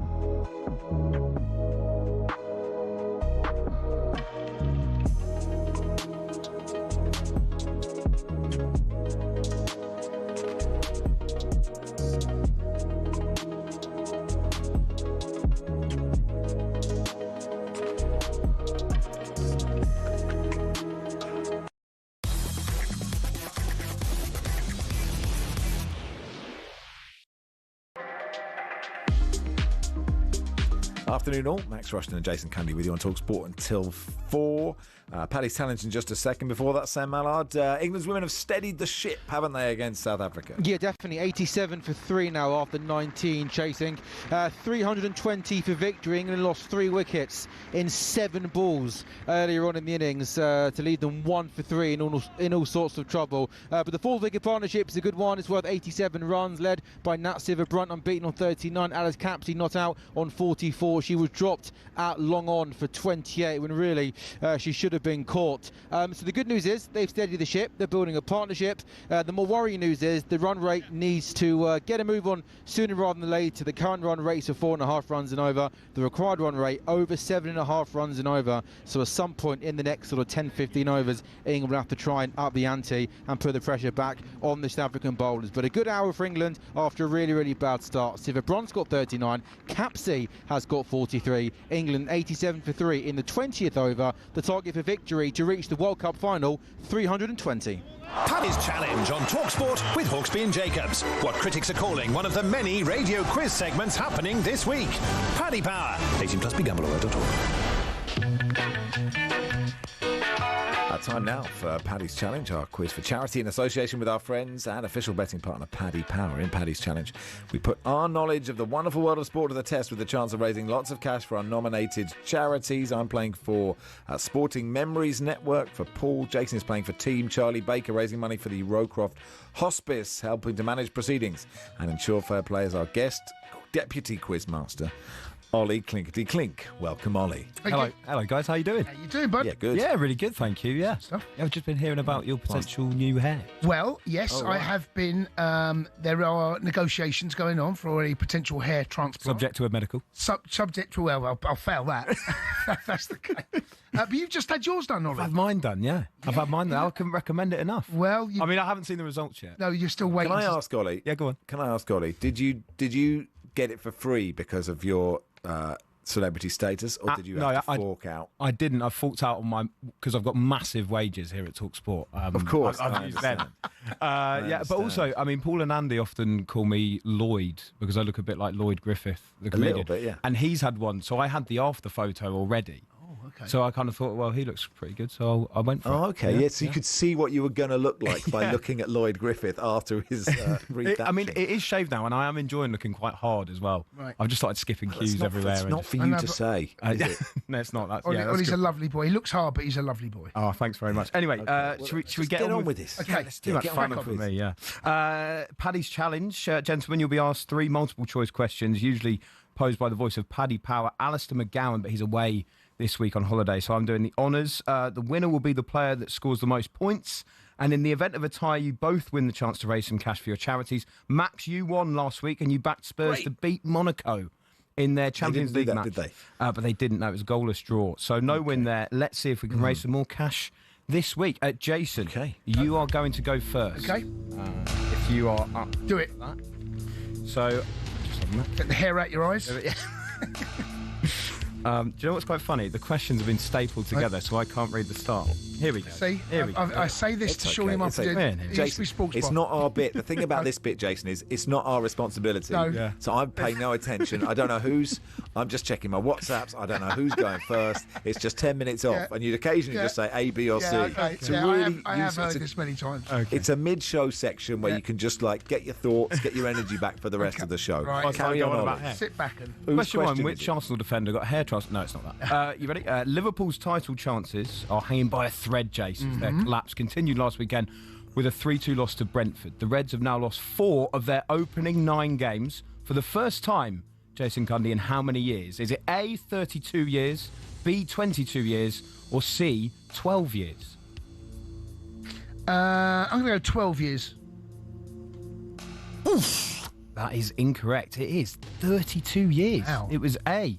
They'd won every game before losing to Palace at the end of September. OK, Max, are you ready for your first question? Yeah, I'm ready. Just put I'm your tea down. ready. Can't wait. Ready to go. Okay. Yeah, here we go. OK, Max. Marcus Rashford scored his second Champions League double for Barcelona against Olympiacos last week in 37 Champions League games for Manchester United. How many times did he score more than 1 goal? Is it A, 0, B, 7 times, or C, once? Isn't Alistair McGowan ask the questions normally? He does. He's on holiday. Actually, definitely looking at your WhatsApps, aren't you? I mentioned that at the start. It's naught. Absolutely naught. Oh dear, oh dear. Oh, it had to be naught. It was set up to be naught, that question. Wasn't that his debut in the Champions League? Oh, was it? Might have been, under Van Gaal. Oh, was it? Well, was it not against PSG when they won 3-1? I don't know. I mean, we don't know, do we? We don't know. Don't care. I mean, Max, let's go back to Max certainly doesn't go. Anyway, next question for you, Jace. Okay, 0-0. Still 0-0. Still 0-0. Still 0-0. Come on. Jamie Kieran's first goal for Kings Park Rangers last weekend meant more than most, as the 50-year-old has now scored in all of the top 10 tiers of English football. For which current championship side did he score his first goal aged just 19? Is it A, Norwich City, B, Leicester City, or C, Bristol City? I'm going to have to go Norwich City. That's too good one. Oh, absolutely That's right. a joke of a question. Absolutely. Did you really? Yeah, Good play? Yeah. Good play. Yeah, 32 years as a professional. Yeah. Not to. But isn't it amazing, right? Because he's 50, right? But to be, and this is meant with as much respect as it can be, to have been at the level to play in each of those leagues at any time in your career. To be good enough to play Premier League and, inverted commas, bad enough to play 10th tier, at some point, it's just completely mad. But if you've seen the goal, it's such a brilliant goal. Is it? Like, it's a brilliant goal. Yeah, what a player. Wow. Big fan. Well, what year was that? What year was the first goal? Yeah.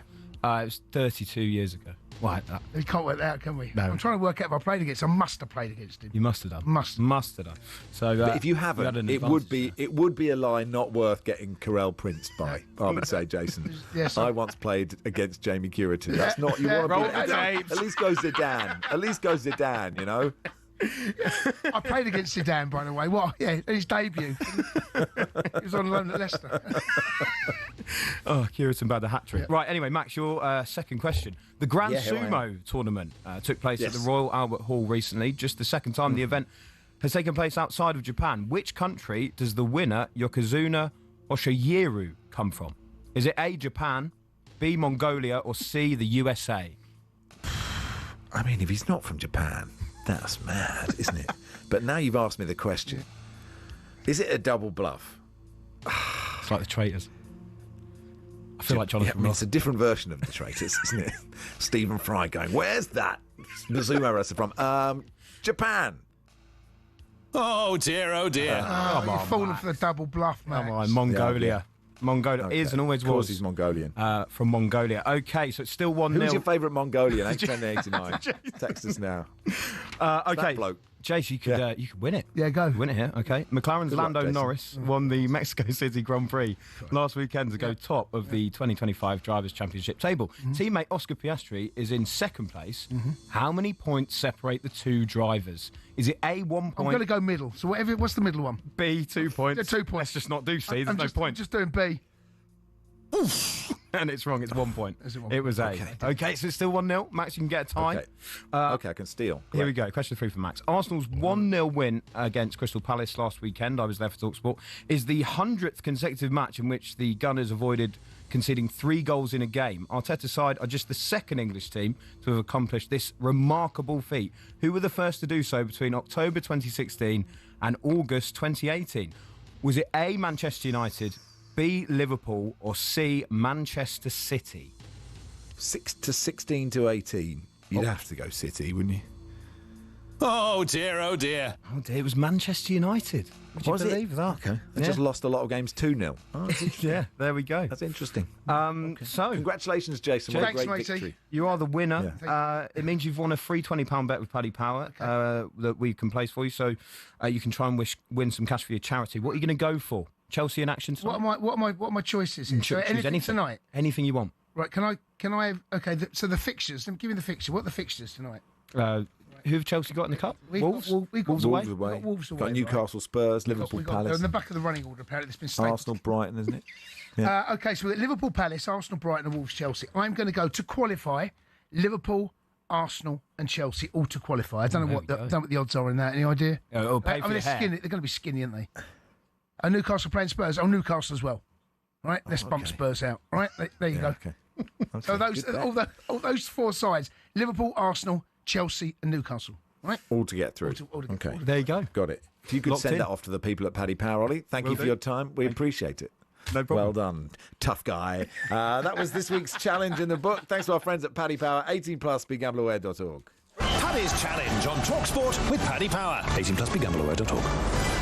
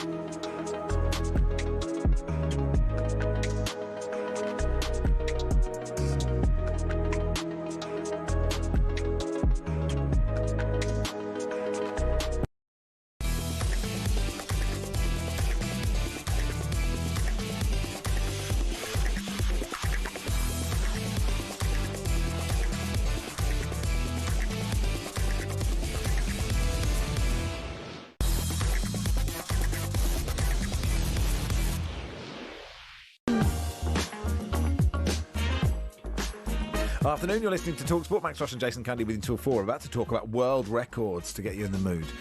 Here is a moment from the excellent Sports Pod, Jason, where you set Jamie O'Hara a challenge of getting a world record. Let's have a listen. Quickest time to touch both ears, eyes, nose, and suck your thumb. 3.2 seconds. So touch both ears, yeah? Eyes, nose, and suck your thumb. With the same finger, same hand? Or? With one hand. The world record's 3.2 seconds. I'm telling you now, right, you just done that quicker than... Is that how is it meant to be done? On. With one finger? Hold on. So when I say go, I'm going to press it, right? Okay. Right, ready, steady, go. You didn't do that here. Don't poke your eye out. No, when I say go. Okay. Go. 2.4 seconds! It's 2.4 seconds, Jay! Have I got a world record? Hold on. Is it 3... Have I got a world record? Hold on a second. Right, let me do this again, right? Okay. Are you serious? That's what I've got on my clock. 2.44. Just do it again. Just show me what you're doing so I can see it. Well, ear, eye, nose. Suck your thumb. I'm going to try one more time. Go. 2.65! He's a world record holder! He's got the world record! It's there, where's my camera? There it is! There it is! Oh, gosh, honestly. Yeah, so, and Jason, Jamie didn't realise that wasn't a world record until when? Until talkSPORT went out on social media saying that cunt wound him up. He's poking his ears and his eyes, and he poked his eyes out, and I got to suck his thumb. It's not fair. Anyway, let's talk about real world records. Yes, Will indeed. Mumford is a Guinness Book of World Records adjudicator, the Norris McGuirter of 2025. He joins us now. Hey, Will, how are you? Hey, Will. Yeah, I'm good, thanks. How are you? Yeah, really good. Now, tell us about, this is the first ever football edition, so purely football world records. Tell us about it. Yeah, absolutely. So as you might imagine, Guinness World Records is an office with a lot of people who are passionate about football.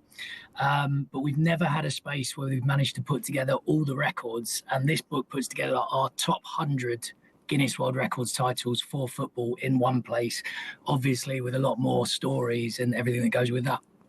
So is this about sort of, like the elite footballers, most goals scored in one international match or whatever, which Archie Thompson, I think, a friend of mine in Australia. But, or is it, the most number of footballs balanced on someone's foot by just some bloke in Basingstoke? No, look, well, I mean, it would be a huge thing for that man in Basingstoke had he done it.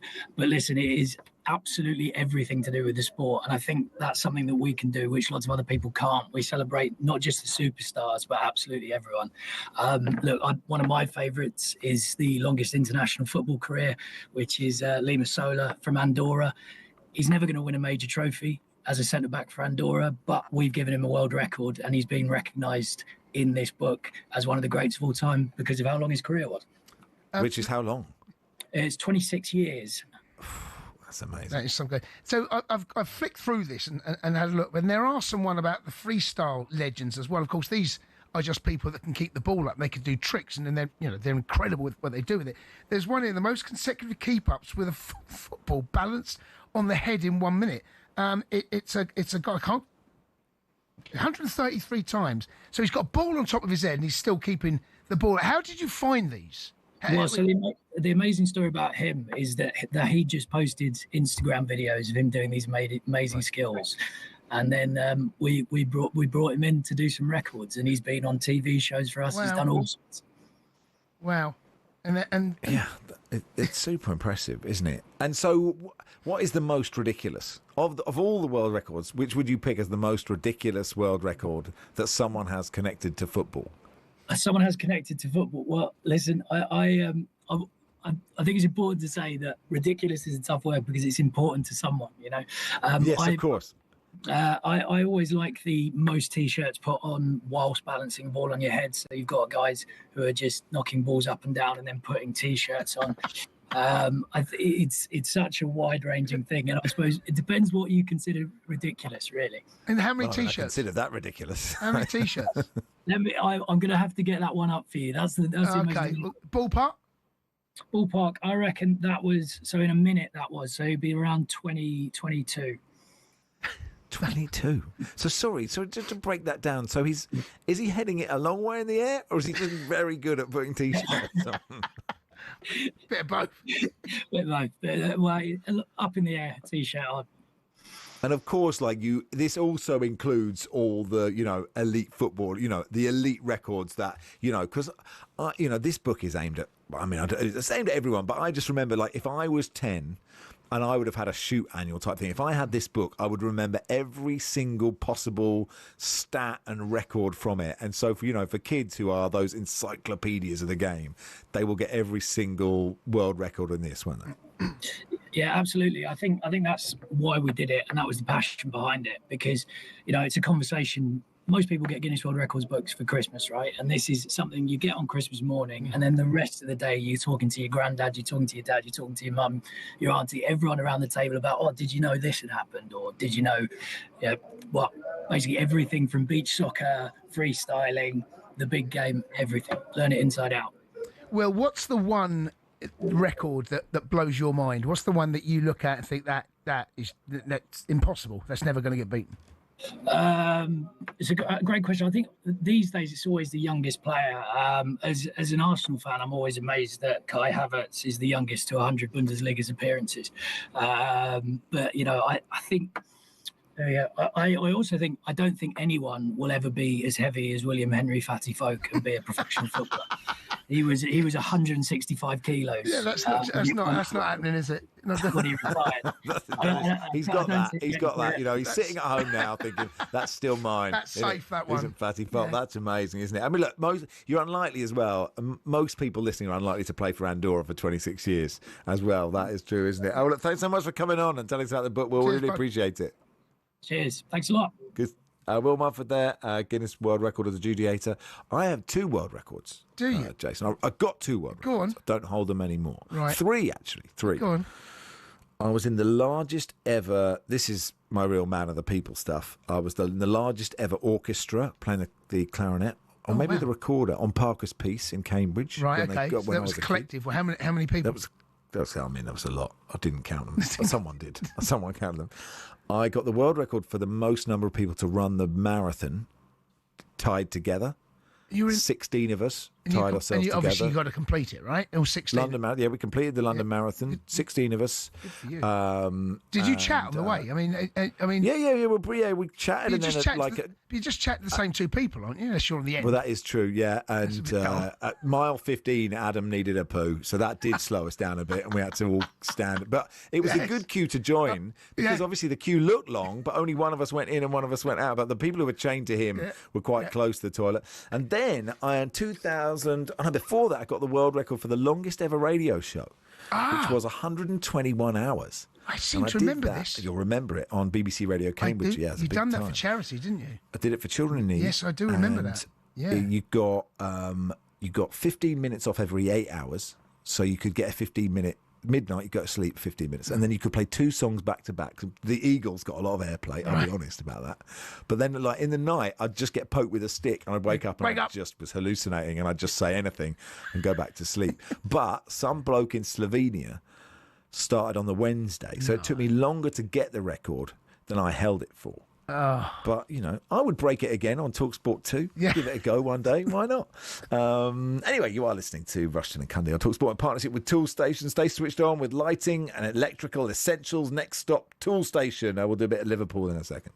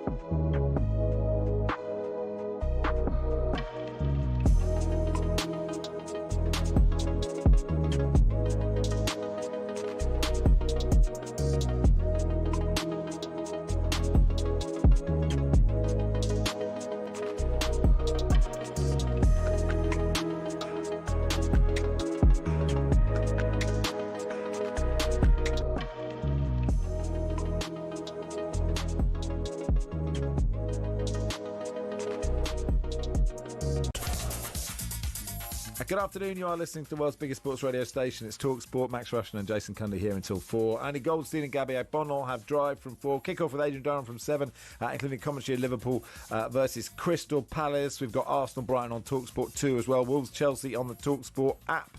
And then Jamie O'Hara and Dean Saunders have the sports bar from 10. We'll do a bit of Liverpool in just a second. Before that, Max Scott has the sport.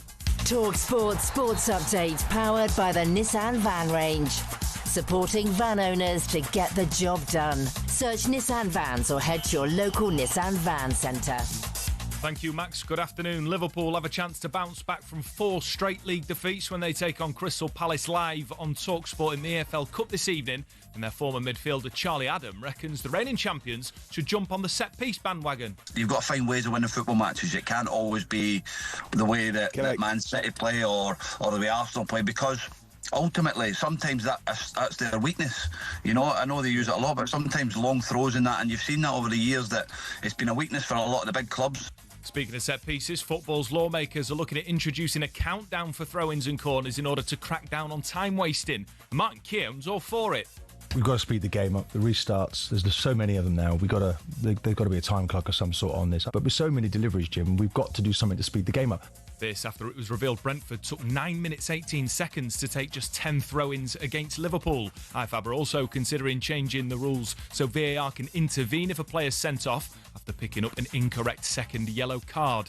Over on talkSPORT 2 tonight, Arsenal welcome Brighton. And despite getting some stick for a lack of domestic goals, Bukayo Saka's backed Vicky Gyökeres to deliver for the league leaders. Well, Victor's playing really, really well. I think he settled in well into the group and into the team, and the goals will come. I'm not worried.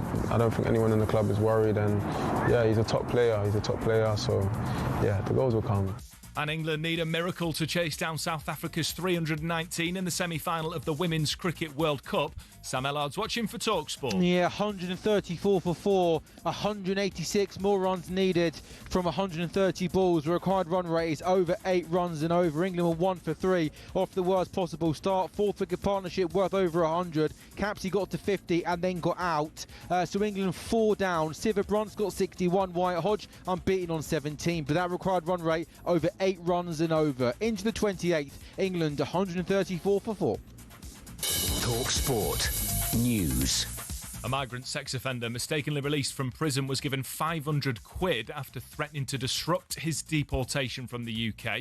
And Hurricane Melissa has caused havoc across Jamaica, with the Red Cross calling it an unprecedented catastrophe. More from the news team in half an hour. talkSPORT weather with QuickFit. Rain or shine, our mobile tyre fitting service comes to you, so you can stay on the sofa this winter. Book today at quickfit.com. Conditions apply. In the north, sunshine and showers, some heavy with brisk winds. Further south, outbreaks of rain clearing, leaving drier and brighter spells.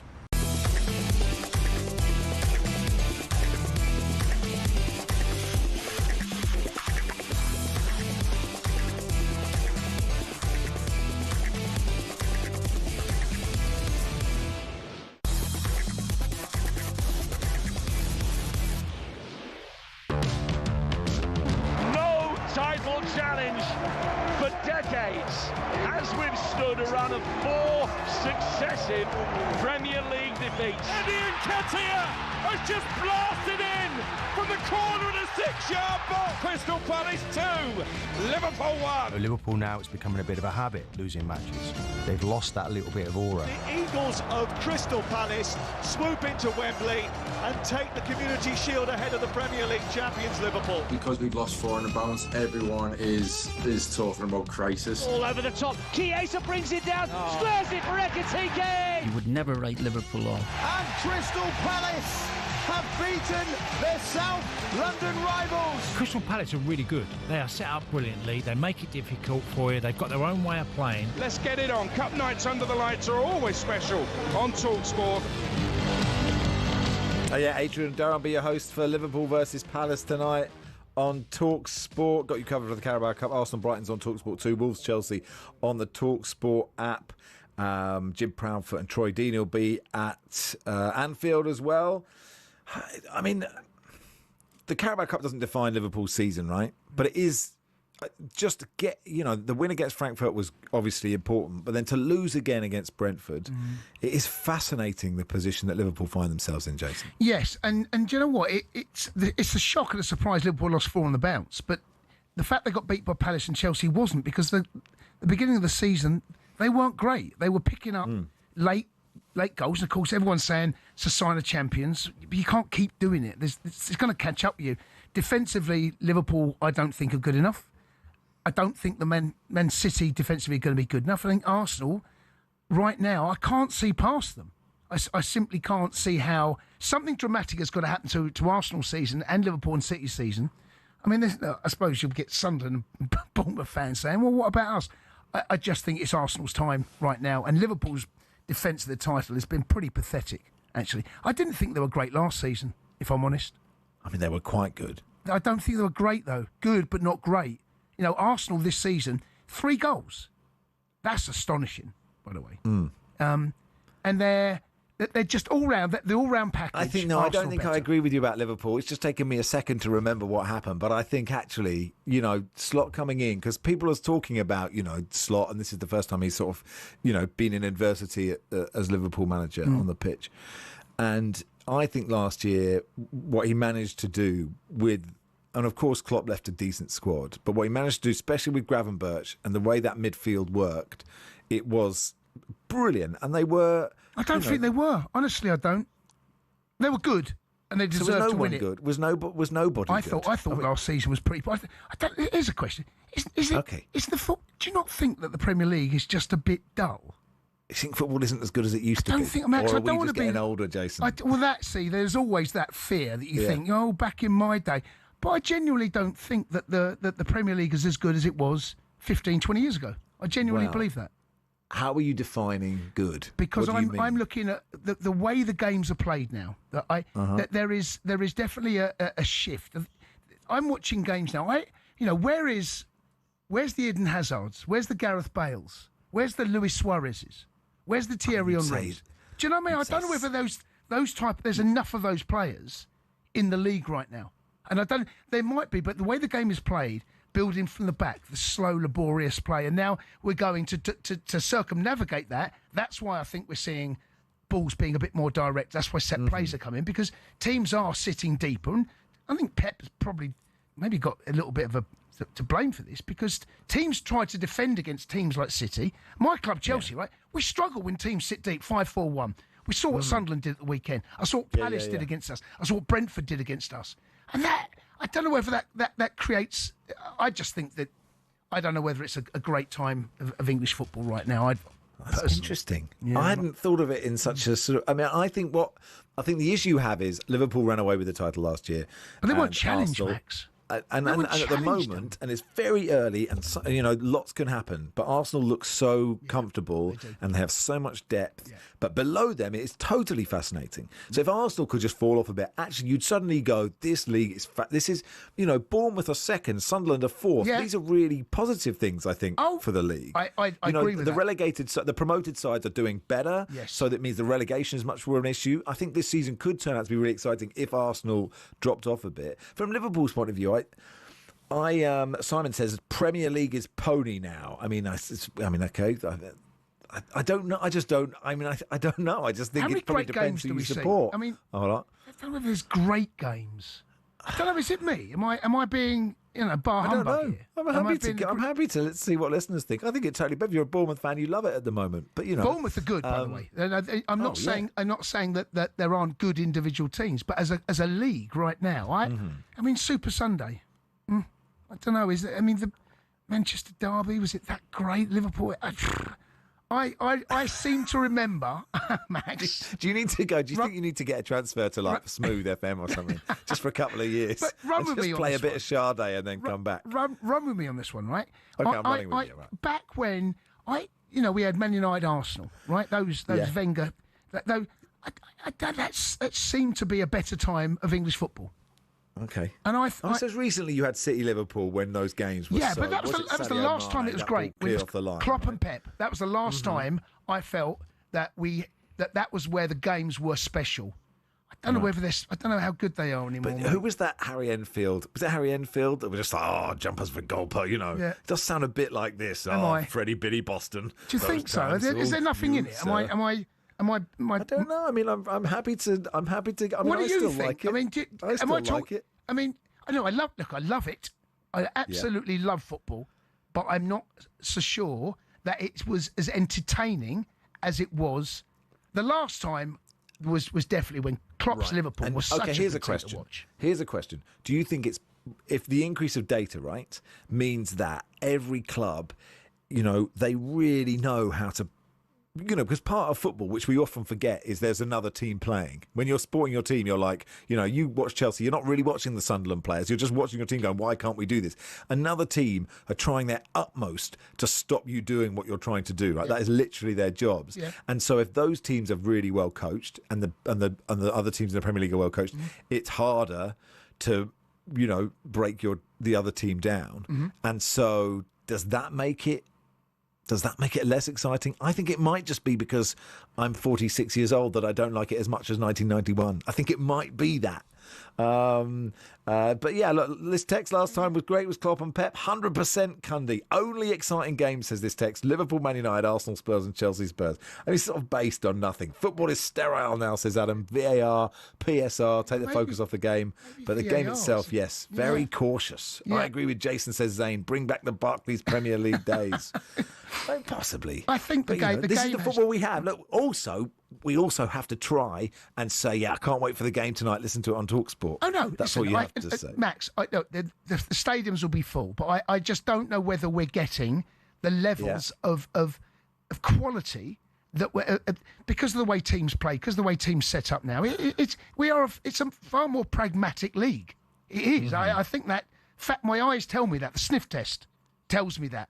But I have to say, though, Max, the Chelsea Spurs games, those games, they've got one at the weekend, right? Those games always deliver something. They don't deliver anything for Tottenham. Well, we'll see. Leeds are good, says this text. Edward says Cundy's absolutely right. 42 from Huddersfield. He's spot on, nowhere near as good as 15, 20 years ago. I'm 30 and I agree, says this one. Premier League's dropped off massively. I'm a Villa fan. We've had an amazing few years. The overall football is dull, and that's due to the lack of mavericks in the game now. I mean, the issue I have is arguing the case against us. I just can't remember if last week was really exciting or not. I think sometimes you have great weeks and sometimes you don't, and it's quite hard to, sometimes you watch a brilliant game and then you see brilliant highlights of another game. I don't know. I mean, when COVID happened and then you could see every minute of every game, you realised that sometimes it was quite good that Matchday only had 6 minutes of some games. Then you were like, that's all, they've got all the good bits into that bit. But I think some of it's still good. Anyway, that is an episode of the. is that I know right? we're the broadcaster of the Premier League, right? Yes, but I just give you an honest opinion. No, you're allowed to be honest. I felt that there was far more entertaining and teams going at one another. PSG, right? Sorry, I know you got to go. PSG, for me, they are the most exciting team that I've seen in the last 2 years. PSG, the way they play, right? And I hope to see a bit more of that in the Premier League, but we're a pragmatic league in my eyes. Okay. But I mean, the Ligue 1, it's not that fascinating, is it? No one wants to buy the broadcasting rights for Ligue 1. Jason Cundy is saying this league is absolute mad, isn't it? Anyway, if you're allowed to say that, so apologies for our French listeners. The latest episode of the talkSPORT Daily Podcast available now. Ali McCoist and Jeff Stelling discuss if Manchester United have turned a corner. Is this a turning point? They're currently on their best run of form since February 2024, but, it's a low bar. When Eric Ten Hag was the manager, will things be different under Ruben Amorim? Here's what the chaps think. Under Ten Hag, they finished 8th in that season and won the FA Cup. Would that be enough for Amorim this season? Yeah, it would. And it sounds a contradiction in terms, doesn't it? Because if it's not good enough for Ten Hag, why should it be good enough for Amorim? Yeah. But after last season, I think it will be good enough for Amorim. I'll tell you right now, I think if you offered Amorim, but at the start of the season, if you'd said to him, you finish 8th, you got a European place and win the FA Cup, be interesting. Yeah. I want to hear from Manchester United fans. Would you have accepted it? I think they would have. Do you know, I'm just thinking about what you said. The weekend was great. Sunderland won at Chelsea. Brentford beat Liverpool. There were brilliant games at this weekend, weren't there? I was at Stamford Bridge. City It wasn't lost a to brilliant Villa. game. No, I'm just talking about the quality, not the fact that. Right. See, the results, I think, can actually give you an impression. It was for Sunderland, a great game, right? But it wasn't a great game. I was there. It wasn't. It was not a great game. Okay. Liverpool. I mean, Well, I wasn't Brentford. there. Yeah, Brentford. That was entertaining. But the fact that you've got to pull games out. I mean, I don't know. Well, I was just trying to remind myself. It's hard these days. No, I'm not isn't it? saying it's completely dross. I'm just saying, overall, as a package, I'm not convinced that it is as good as it was. The best time I remember the Premier League was when Klopp and Pep played. Those games. I don't know where we see those games anymore. Do we? I don't know. I think we probably will. don't let it get you down, Jason. No, it You'll does. be all I'm right. just, Anyway, we've got to go. I want to read some real abuse you got from an Arsenal fan, but I'll do it in a second. If you want to hear the TalkSport Daily podcast, it's available on all podcast platforms now.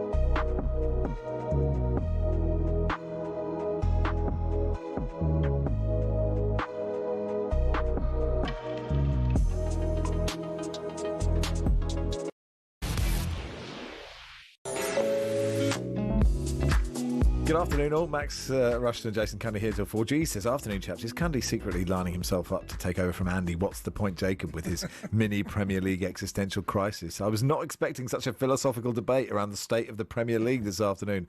Next, Cundy will start comparing the Premier League to Schrodinger's cat. Can we not just talk about the fella that put on T-shirts while heading a football? SH says, nostalgia speaking, everything feels better when looked back at. It's a top league where every team is competitive. And I like this one. Michael in Belfast says, it shows how far the Premier League has fallen when people are getting excited about long throws. Premier League football is boring. All stats and XG. Bring back 4-4-2 wingers and 2 strikers. And while we're at it, bring back Mitre footballs and Puma Kings. Yeah. Suits you, sir. Jumpers for goal. Jumpers for goalposts, etc., etc. Anyway, we can do more of that in a bit, Jason. I enjoyed that conversation, despite not being able to remember when football was good or any match that has happened in the previous 20 years, which didn't necessarily help the debate. Look, the only non-Premier League sides left in the competition, the Carabao Cup, Cardiff City, who beat Wrexham last night, and Swansea, who take on Manchester City. So let's talk to a Welshman about all of this. Robbie Earnshaw joins us. Hello, pal. How are you? Hey, Rob. Excellent, guys. How are you? Yeah, really good. Well, Jason's worried that football's not good anymore, but I mean, you can get into that if you want, Robert. Look, I'm interested in, I'm interested in how Cardiff and Swansea fans feel about the growth of Wrexham. And so, obviously, Cardiff and Swansea fans don't get on themselves, but if they're bonding over the fact they're annoyed that this team that was sort of someone they could sort of pat on the head and go, oh, they're there, and now actually, you know, have more money than they do. Yeah. Do you know what? It's interesting because there is a little bit of envy there. There's a little bit of, we want a bit of that, you know, from the other teams. Cardiff especially because, you know, if you kind of look at last night's game 7 years ago, Cardiff were a Premier League team and Wrexham were a non-league team.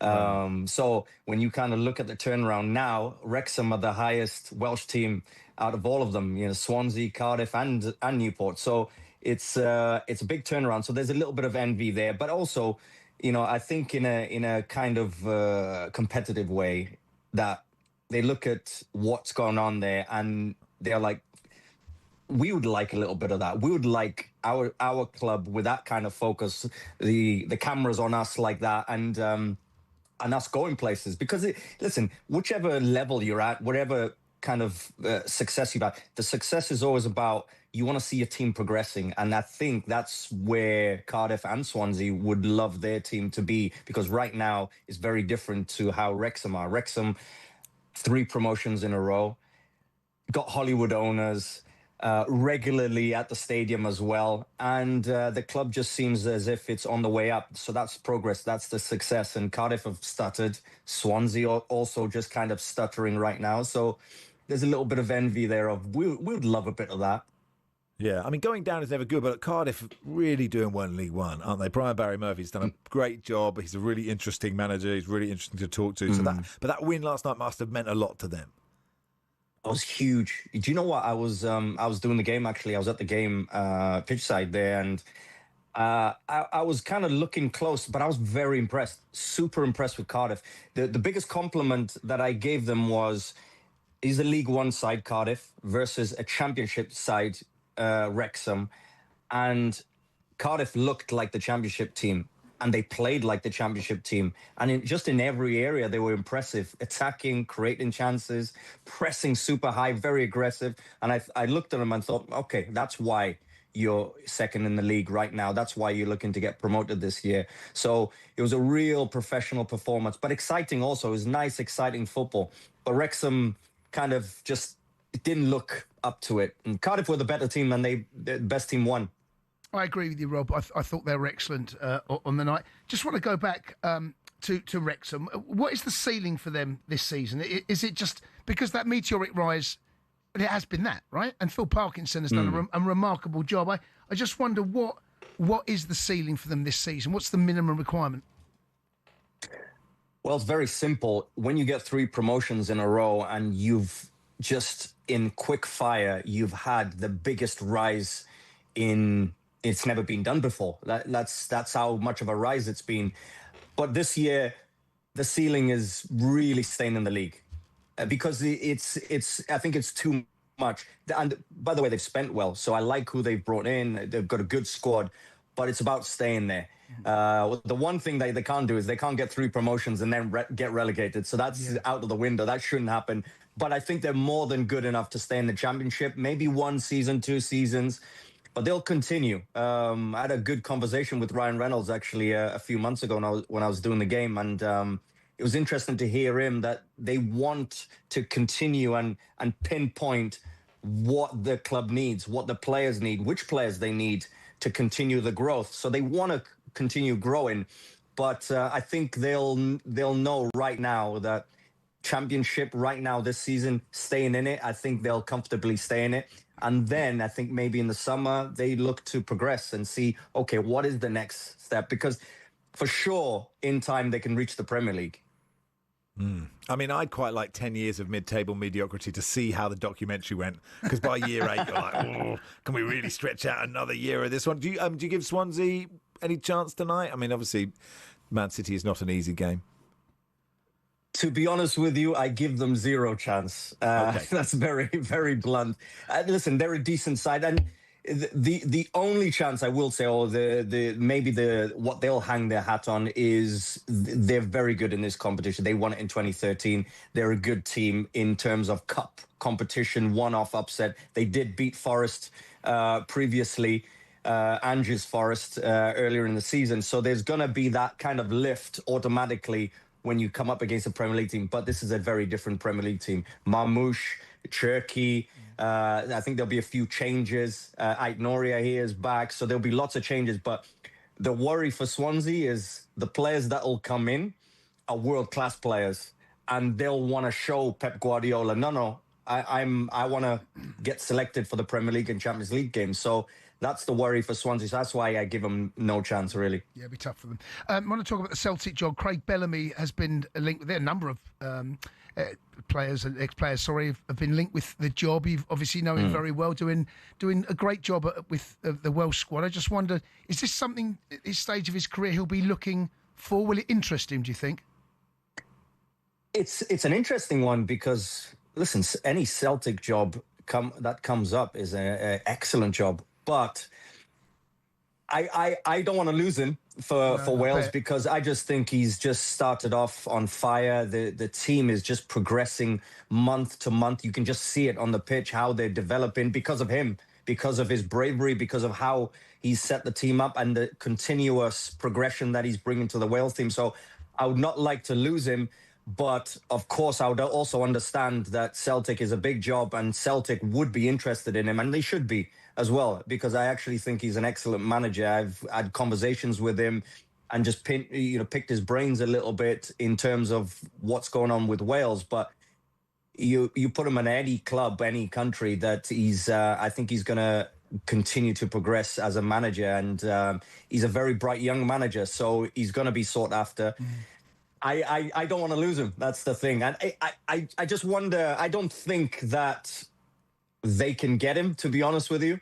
I don't think Celtic can get him right now because he's in the middle of a real personal kind of challenge of trying to take Wales to the World Cup. Yep.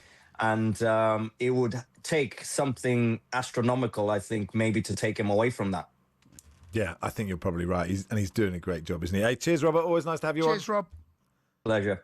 Robert Earnshaw there, former Wales striker. It is Max Rushden and Jason Cundy with you till 4. Rupert Bell will join us in just a second. We'll talk about the potential tax hike on betting, the impact that would have on, horse racing. And, we'll turn into Talk Politics for 15 minutes. I know the listeners love it when I do that. And then we'll look ahead to the games in the Carabao Cup later tonight.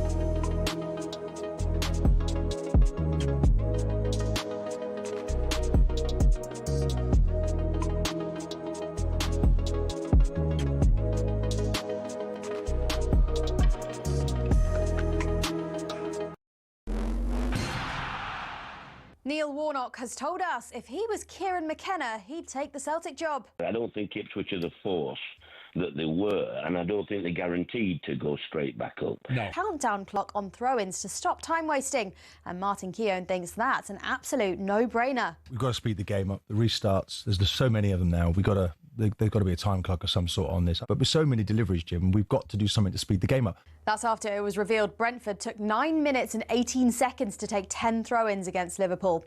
IFAB are also considering changing the rules so VAR can intervene if a player is sent off after picking up an incorrect second yellow card. Tonight, Liverpool and Palace fight for a place in the Carabao Cup quarter-finals live on talkSPORT. The Reds are looking to relieve some pressure after their rocky run. And ex-midfielder Charlie Adam has advised his old side it might be good to start using that long throw-in that they proved to be so bad at defending at Brentford. You've got to find ways of winning football matches. It can't always be the way that Man City play or the way Arsenal play, because ultimately, sometimes that's their weakness. Clubs in the Premier League, they need to use it. And ahead of the Ashes, Aussie Pat Cummins has bowled for the first time after a back injury. There's loads more Ashes build-up on talkSPORT's cricket YouTube channel.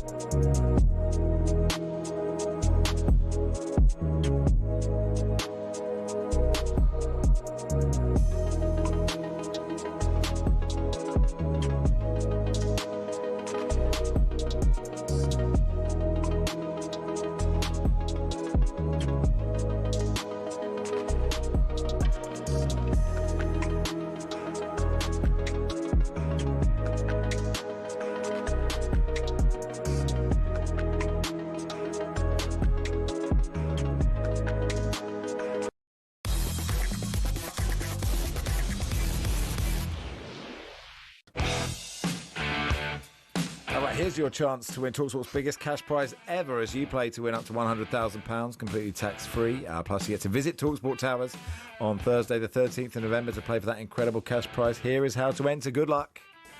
18 plus UK excluding Northern Ireland. For a chance to win, text the word cash to 83338 and you're in the draw. Text costs £2 plus one standard network rate message. You must have the bill payer's permission, or you can enter for free by calling 0330 880 3338.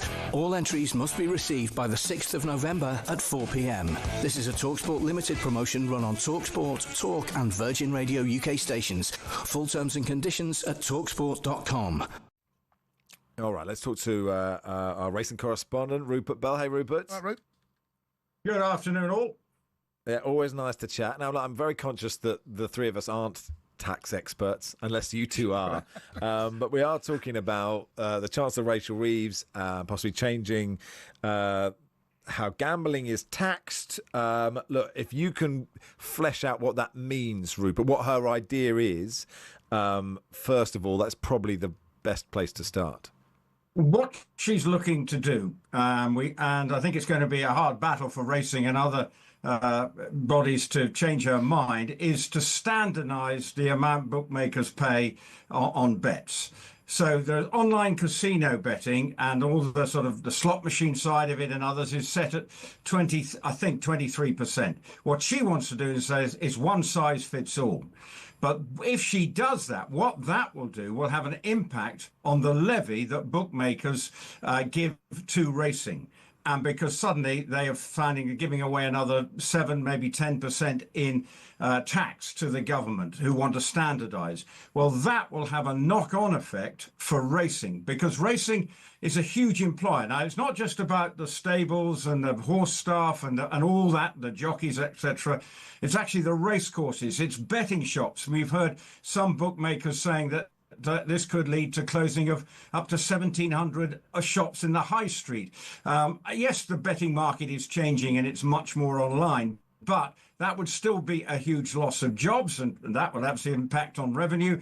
But also, racecourses are run with hospitality and the knock-on of that industry.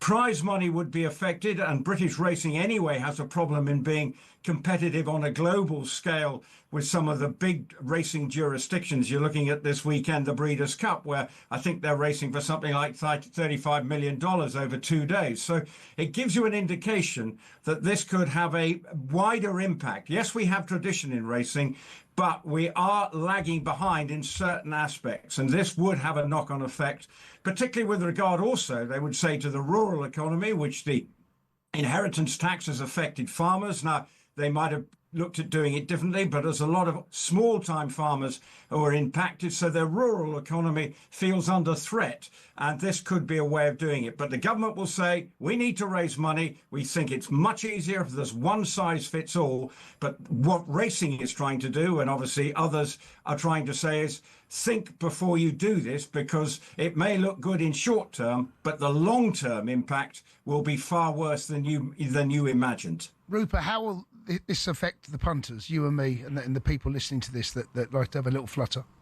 Well, what it could immediately do is that bookmakers will say there'll be less offers, their margins will be that much smaller. So they'll be saying, well, why do we need to, why do we need to do this? They'll be looking at other ways to operate their business. If, like any business, if they will say, well, what does this mean now? So it could have an impact on the small-time fighter. Well, look, we've seen the way that people's betting habits have changed, much more on football. I remember 30 years ago doing a documentary about exactly this, that racing was always maybe struggling in the way the market was in developing, and football now is, a huge market there. So EFL and football bodies do gain money from betting as well. So it is important for racing to put its case. But Rachel Reeves does seem to be in some sort of political corner at the moment, as she's desperately searching for money to spend for her pledges. And even today we're hearing that they're not committing yet to what taxes there are, but pretty sure that come the end of next month, there will be tax rises, and racing might be one of those that will be hugely impacted by this long term. And that's the concern for the sport. Sure. I mean, look, that's the complex part of taxing, right? There isn't enough money, and the government needs to find money from somewhere. Gordon Brown came into the debate recently in August, and he said, apart from the lottery, the betting and gaming industry is worth 11.5 billion, incurred only 2.5 billion in tax, right? And if somebody earned 11.5 billion, they'd be taxed at 50%. So that's much less, isn't it? The Institute for Public Policy and Research has calculated that changing to gambling taxes could generate 3.2 billion, which would lift 500,000 children out of poverty, right? So, it's you pays your money, you take your choice, right? And obviously, if you're right, if you work in a betting shop, you're worried about this, but there isn't enough money in the pot, I guess. And I'm really aware, of course, that betting and betting advertising is a big part of talkSPORT, but they are the issues that the government have to worry about. As I said, it's difficult actually being a chancellor, right? If you've got to try and find money from somewhere because there's no money in the country. I don't disagree with what you're saying, and this is the problem. Racing has got to say, look, yes, why are we a special case? Well, actually, it's the level of people that it employs as an industry. But will it long-term raise that kind of money? We've seen in other cases that there are talk that they were going to raise money by doing this, but it actually hasn't yielded that level of return.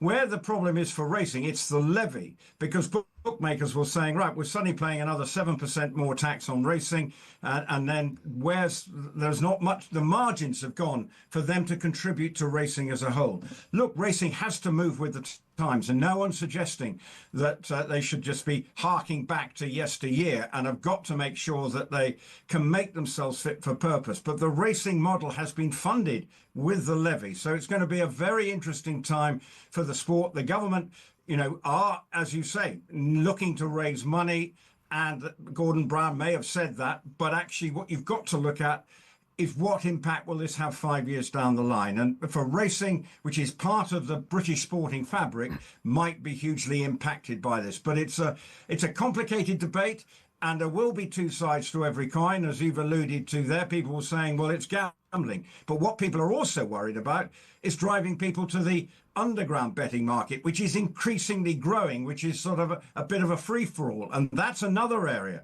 that needs to be looked at. There's a black market betting economy. So on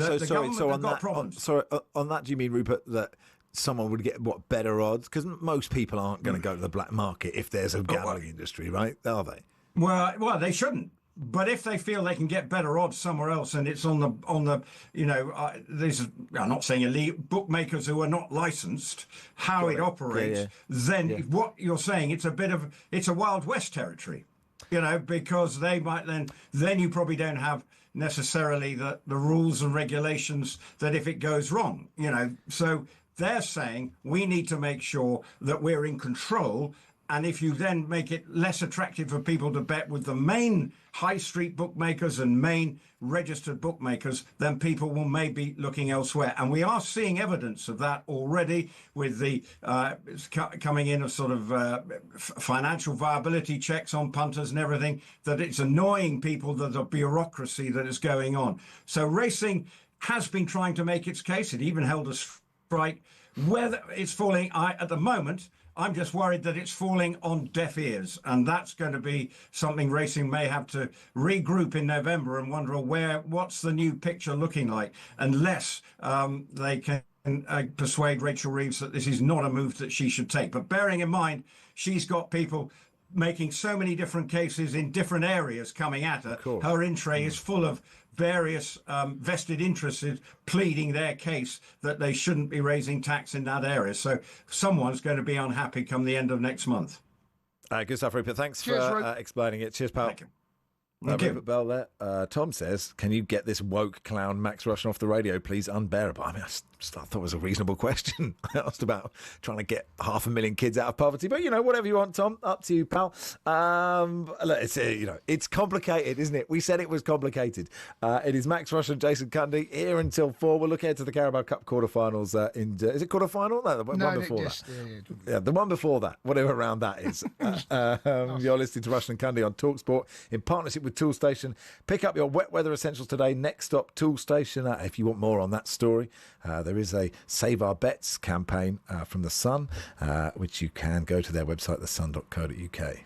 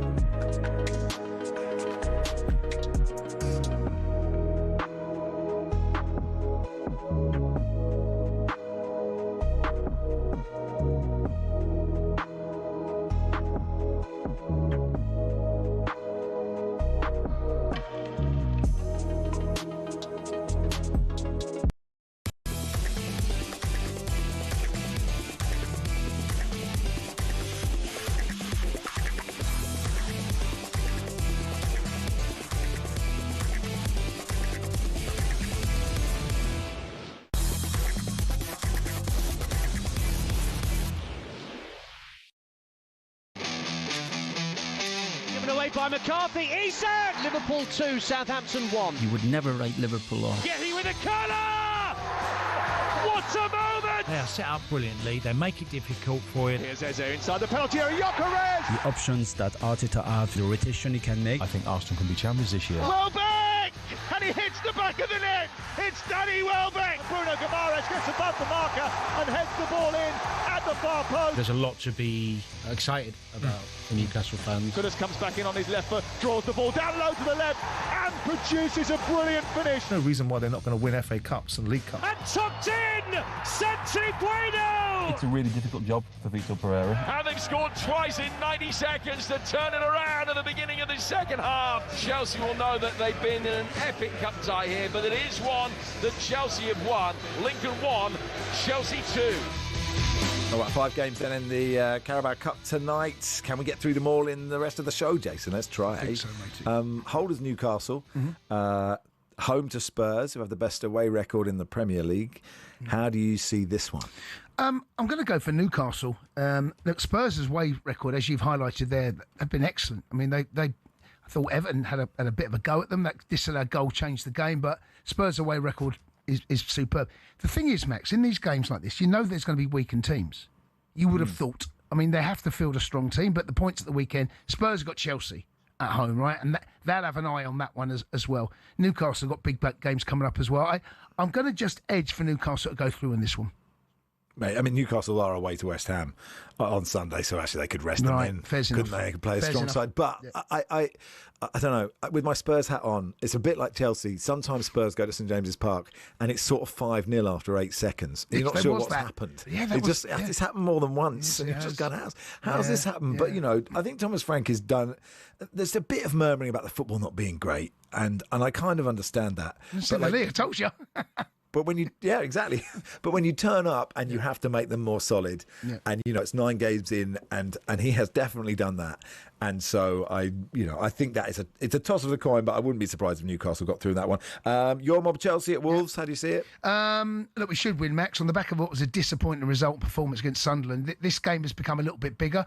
I make the same point as I did just with Spurs. We've got half an eye on Spurs at the weekend. You know, he cannot afford to lose at Southampton against Sunderland, and then lose away at Spurs. You know, that is then turned into a bad week. This is almost a bonus. We're away at the worst team in the Premier League right now, and Chelsea should have enough for Wolves. But I did see that game against Lincoln in the previous round. We were terrible for the first half. Absolutely shocking. Yeah. Really bad. But also, it's so important for Wolves, this. I mean, like, not this game. The game, they got Fulham at the weekend. They are in such a desperate position, given how well the promoted sides have done. Yes. That I think, if one team is going to throw this, it will be Wolves over Chelsea, because I think you're right. You know, they're desperate, aren't they? They are. Desperate's the right word. Yeah. Man City, who always take this competition seriously, they do. They go to Swansea, and that is a nice draw, isn't it? When you look at everyone else is playing a Premier League side, this is a nice draw. For it City. Is. It's the best draw they could have had, other than it being at home. In all honesty, City's squad will have too much for them. I just can't see anything other than a comfortable Manchester City win. In all honesty. We have commentary of Liverpool versus Crystal Palace. And, Palace are such a good team. They are. And Liverpool, I think this might be the most interesting game, actually, of the night. Because Palace have beaten them twice already this season. Well, of course, Community Shield. We can count that. We can count it. It's kind of counted. It doesn't really matter. But the fact is at Anfield, you do give Liverpool the better chance. They just have so many. They do have so many issues, and you think it depends if you're Palace. You know, you saw last year what it meant winning a trophy for Palace, right? Yes. And if they could do it again, of course, the Conference League is a good opportunity. Even though they did lose, they lose in the week. They did, didn't they? Beat 2-1. Look, it's a tough game for them, but if I were Glasner, I'd be really tempted to play a really strong team in this game. Well, look, we're talking about a brilliant side in Palace. They've caused a lot of teams a lot of problems. They've already beaten Liverpool. They come to Stamford Bridge first game of the season and drew with Chelsea. Defensively well set up. I know they lost Eze, but the way the games have gone for them since then, they've coped really well. Glasner has proven to be a very astute coach, tactically sets his team up. They're a tough team to play against. Now, Arsenal last weekend, it took them 40 minutes to get a shot on target. They do it well. They do what Palace do really, really well. I can't see possibly this can't carry on, Max. Liverpool have got to win a domestic game. They haven't won a domestic game in over a month. That's got to stop, hasn't it? So I'm going to go for Liverpool. Okay, and we've got 90 seconds on Arsenal v Brighton. I just think Arsenal, they're just the mood they're in right now. You're going to see some fringe players, and this is an opportunity for likes of Nieri to play Moreno, who hasn't started a few games recently. I think the Arsenal squad, the squad right now is so much better than it was 12 months ago. Brighton will come. Look, Brighton have proved to be a tough nut to crack under Hertzler, but I just can't see past Arsenal. Okay, who's going to win the Carabao Cup? Don't know. City. Okay, I don't know either. City. Okay, City. I mean, it's a silly question because we don't know the draw. We don't know the draw. I mean, what I'm hoping is you watch the games and you enjoy them, Jason. Yes. Given this existential crisis that I have brought out of you in the last 3 hours, it was not my intention. No, do you I'm think sorry. you'll watch the games and enjoy them? Well, I'm doing Chelsea TV later on, so I'll be watching Chelsea, but I'll watch the highlights of the others. All right, and when you're on Chelsea TV, will you say, God, this is a stinker? Will you say that? I've said it a few times this season. Good. This is Al the Arsenal fan. He says, good afternoon, gents. I cannot believe you two have been on since 1. I'm gutted. Truthfully, you are my 2 favourite presenters, followed closely by O'Hara. I can't say great show because I haven't heard it or seen it. Max, I love the interior design in your shed. Thank you. Well, look, you can always listen back. But, Jason, I've had Max, thank you very much. of my life. Loved it. The best 3 hours of my entire life. I say, let's do it again sometime. As I said, if Jamie's off, Sportsborough. There you go, matey. Suits your hours, They're right? good for me. Suits your hours. Suit me. If you ever fall out with him, just let me know. Drive is next. Andy Goldstein and Gabby Agbonhall from 4.